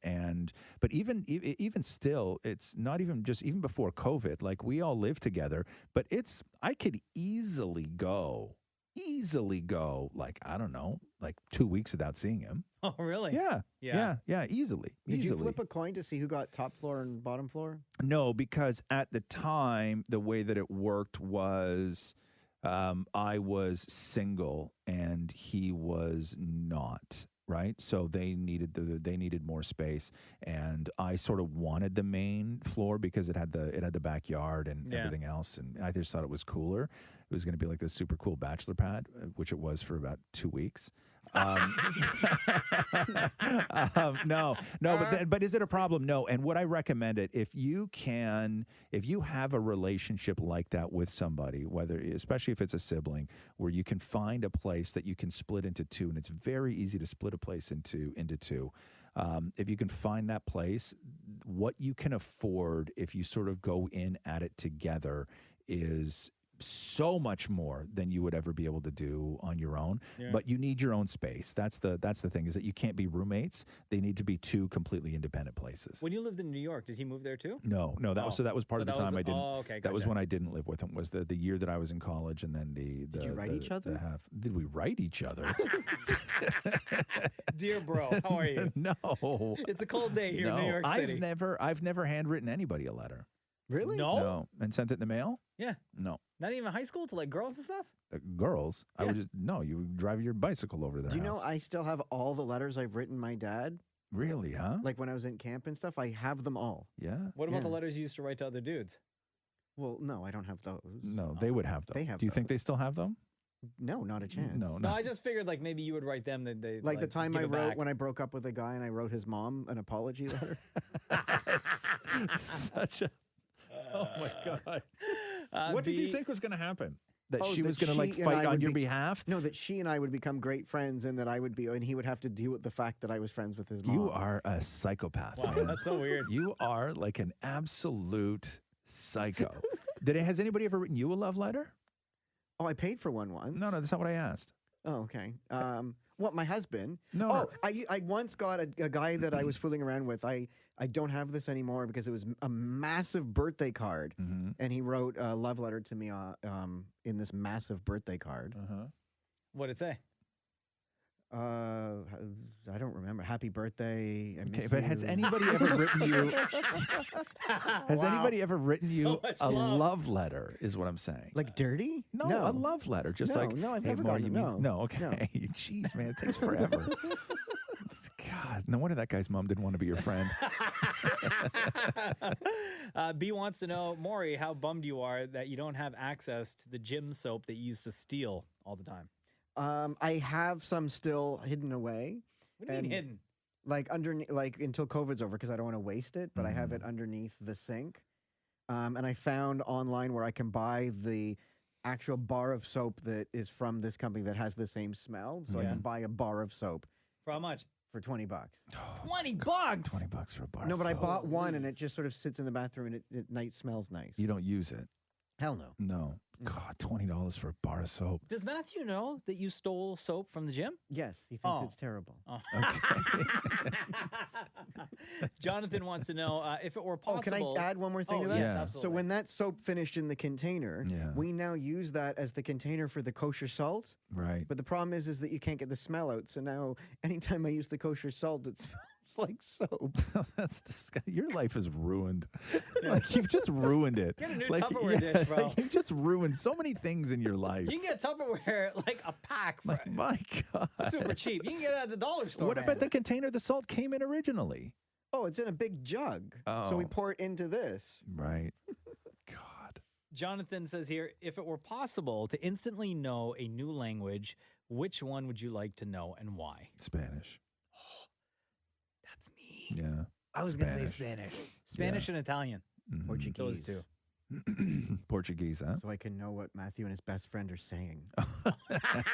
For spying. Why? You think they talk about you? Guaranteed. Why don't you get one of those translating apps? What, where you just hold it like, up and record? yeah, where you hold it up and record, and it'll just it'll text it out on the screen for you. Oh, I didn't know anything Like when about Matthew's this. on his friend, when Matthew's on the phone with his friend and they're Yes. speaking Portuguese, like, are you in the room or he does it like secretly? Not secretly, but he's in another He's sitting room. right next to me. Oh, okay. And does he Yeah. ever like look at you when he's talking? No. No. No. Interesting. Yeah. Mm. So you want to learn Portuguese just because, but here's the problem with that though, is that I want to learn Spanish so I can talk to people in Spanish. You want to learn Portuguese, but you never want to tell your husband that you know Portuguese, right? I just want to be able to sit there and go, when he hangs up, and then be like, oh, really? Oh, okay. Wow. So you can do that once, right? Truth. Yeah. One time is what you get with that. Shannon has a question here. When Roz, Mocha, and Dammit Maury get an opportunity to interview a celebrity, do all three of you sit down and discuss questions ahead of time? Does Dammit Maury ask Roz for advice when he does solo interviews? It's not, we do, but it's not like that formal where there's not like Yeah. we have to have the question meeting now. But yes, everything is usually discussed. Mainly, specific questions are discussed if something needs to be specific. But I think that the best way to do stuff like that is what do we want to get out of it? And Yeah. then we all just sort of agree on what we want to get out of it. And then the direction happens after that. And I think we all know each other well enough that when it does come time to interview someone, we kind of know what the other person is already going to ask. I'm fine with you. Yeah. We're just Right? talking about Maury. When Maury goes and does his, Yeah. Maury goes and does his stuff. But Mocha used to troll Maury all the time, and goddamn, it was hilarious. Where there was, Maury would walk in the room and say, "Hey, I'm interviewing so-and-so today." And then Mocha would just nonchalantly lie about that person, and Maury would never fact check. And you would tell Maury all the time, "Oh yeah, my God." Maury would say, "Hey, I'm interviewing so and so," and Mocha would always go, "Oh, huge wrestling fan." And Maury would go, "Really?" And Mocha would go, "Yeah, like they were at WrestleMania last year." And then Maury would go, "Oh, okay, cool." And looking for any way to bond with a famous person, Maury would never fact check the nonsense that Mocha would tell him. And so Maury would go into these interview rooms and ask questions about things that just were not true. Like the time he sat down in front of Rachel McAdams, who I told Maury was a huge wrestling fan and was at WrestleMania. Now, who knew that you were such a wrestling fan? You love wrestling. Now, do you like old school wrestling or new school wrestling? Me? Wrestling? We Mocha, our host, has seen you like courtside at wrestling matches and stuff like that. Have you gone to matches at all, or is he I don't think mistaken? it was me. No? No, it was the other Rachel. Mocha, you set me up for this. And keep in mind, when you're talking to Rachel McAdams, you get 3 minutes. Yeah. Right? And that was legit 22 seconds wasted. Yeah, so stuff like that happens. Okay, what else here? Tammy, oh my God, this is so funny. Okay. Tammy wants to know why you're so gross, Ross. What do you mean? Why I'm so gross? Yeah. How am I the gross She one? said he always has so much to say about Maury and his booger pants, but at least Maury showers and doesn't lick his phone. Okay. Okay, you're gross. No. I'm not. I've never said I wasn't gross, but I'm not as gross as Maury. Let's not go there. I think I saw there was another question. Somebody asked if you, Maury, still pick your nose and wipe the boogers under the table even during COVID now. No. No, not at all. No? Where do No. they go now? Just on the top of my underwear if I need be. No, but what? And I'll just take it home with me. You at work? You do that? You put it on your undies at work? No, but if there's one about to fall out, like I'm not fall out. Like I'm not going hunting, but if there's one dangling, I've seen you hunting before in there. Oh yeah. Many Yeah, times. you get like knuckle deep. Yeah, many times I see you hunt. No, but that's if I can't breathe. One's in the way. How big would it have to be for you to not breathe? I feel like That's so true. that's like Big ass nostrils. Yeah, man. Like a boulder. It's like the size of a yo-yo. Well, why don't you just go to the bathroom and like blow your nose? No, but well, because I don't know. I guess I could, or come prepared with Kleenex, but Right. but sometimes you're deep into research and you just don't want to leave your spot. Right. Deep in the research, deep in that nose. Have you guys been watching? I mean, frig, man, we're still so early into the year. Already wants to know what our favorite shows are on Netflix so far for this year. Just specifically Netflix? Yeah. I don't have anything specific. Like we Lapin. I like watch- that Lapin show. Lupin. Lupin show. I like that. That was really good. Yeah, Lupin. I still have to finish. I know it's only 5 episodes for season 1, Very right? easy, yeah. Yeah, I've only watched episode 1 and I like it. Yeah. But I can suggest shows, but they're not on Netflix. Like Flack was really good. That was okay. Oh, you know what show that everyone freaked out over? That I know we're not talking about Netflix now, but I like by the 3rd episode I gave up on What? is The Flight Attendant. Yeah, no, see, okay, so here's my thing. Oh, that got really good, though. Is that I loved episode 1. Yeah. I liked episode 2. I was really okay with episode 3. And then after that, I lost complete interest and I never finished it. Yeah, we got through halfway of episode 3. Yeah. And even that was a struggle. I loved 1 and 2, hated the rest. The last one is the best. I wish that they abandoned. What made her great was that she was just an absolute wreck of a person, but she had like really cool like friends. Like her lawyer friend, who was Shosh from Girls, was really awesome, and they built these incredible characters. But I felt that the mechanism of having the conversations with the dead guy over and over and over again really took me out of the show. Yeah. And I completely lost interest in the show when I realized that this was going to be an ongoing thing that was going to happen. And then I didn't finish it. Catherine finished it, but I didn't finish it because I really loved episode 1. And I felt bad because I recommended the show to so many people just based on episode 1. Yeah. Let me see here. Imposters on Netflix was really good. Maury, that show is old and nobody cares about that show. Why do you keep bringing up Imposters? We watched episode 1, I think. The show is so terrible. Oh, Every my time God. I recommend it on my family Zoom, the next time they're like, thank you so much for recommending that. No, it's fine. By the way, the It's cocaine not. thing on Netflix, really good. The crack one? The crack? Yeah. Who knew crack was so like Everybody, cool? Maury, everybody. Hey, did you guys watch Spycraft yet? No, not yet. On Netflix? No. That one I want to watch. I'm just looking on my account right now. It's been a while now that you're bringing up shows, because I think that lately I've just been doing. I mean, I do all the stupid reality shows like the Glass Blowing Show and all that other stuff on Netflix. I like all those shows. Oh wow! But I haven't done a lot of. There hasn't been a really great Netflix show. Well, everyone's talking about Bridgerton. I Yeah, couldn't get in past the episode list 2. of popular on Netflix right now, your show Imposters is there, Maury. Let's see here. Top 10 in Canada right Because now. there's Number nothing 1 is Firefly Lane. Yeah. Oh, everyone's talking about that. But it's Katherine Heigl, though. I don't know if I could do that. All Seasons of the Sinner. Little Yeah. Pretty Are there. Things. Pretty what? Little Pretty Things. Which? This is the ballet murder mystery show on Netflix that is actually really good. Yeah, is it? It's actually really good. Roxy would love it. Oh. No, you know what? No, don't show it to Roxy. No, I'm not going to watch a murder show with her. No, there's a couple, sexy scenes. No, I'm not going to watch that either. I don't want no. But the show is weird. amazing. Like at the Super very weird, beginning, man. one of the ballerinas gets like murdered. Okay. And then the rest of it, they're trying to figure out both who did it Yeah. and who's going to take her place. Hence the name Murder Mystery. Yeah. Yeah. Catherine, we started watching Bridgerton. Yeah. And I got through 2 episodes sleeping. And then Catherine just finished it. She just went ahead and finished it. She The whole thing? Yeah, she really enjoyed it. Wow. Yeah, she really enjoyed it. Not for me. It just, I couldn't get into it. I wasn't interested in the story or the whatever, but she dug it. She thought it was good. But over on, Flack on Amazon, we finished that one. Terrible people in that show. And I have a really hard time was watching. obsessed with that show. I have a really hard time watching just at a show where everybody is awful. Like everybody is awful.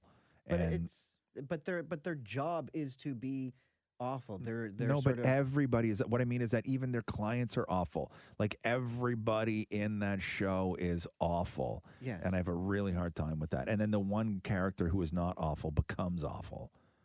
A lot of like older shows are like still trending. I guess because they're new to Netflix. That show Superstore. Did you guys ever watch that one? Yeah, Roxy started watching it. Yeah. Yeah, it gets a little sexy. Parks and Rec is on there. She as just well. started watching Parks and Rec too. Rust Valley Restores is on there.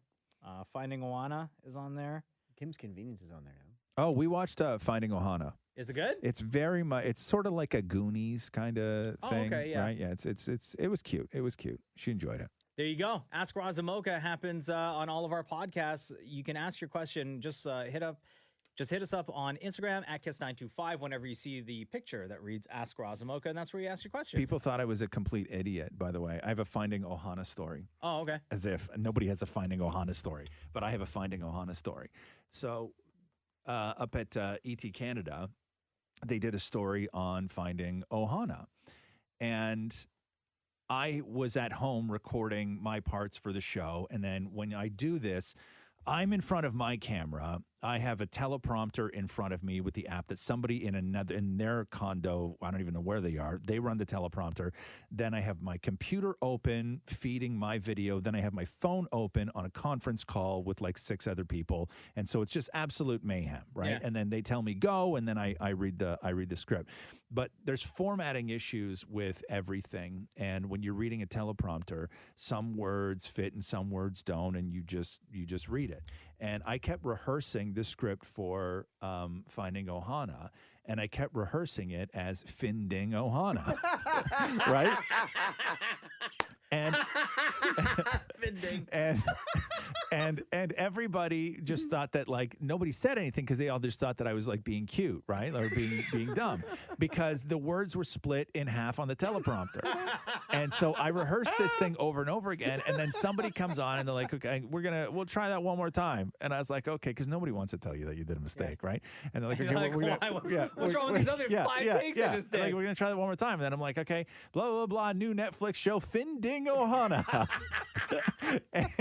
And at that point, they were like, "Oh, snap, he's serious." Okay, and eventually somebody goes, "Are you being serious right now?" And I was like, "Am I being serious about what?" And they go, "The name." And I go, "How can I not be serious?" And they go, "Finding Ohana." And I looked at the screen and I was like, "Oh, that's one word." One word. So now in my head, when I'm scrolling through Netflix, the only thing I see is Finding Ohana, like he's some sort of Celtic poet that that they decided to make a movie Why do they about. not post your outtake? I have no idea. Well, you can find us on Instagram at Kiss925. This has been the Roz and Mocha Show podcast. Thanks for listening to the Roz and Mocha Show podcast. Catch the guys live Weekday mornings from 6 to 10 on Kiss 92.5. Kiss925.com. Or download the Kiss 92.5 app.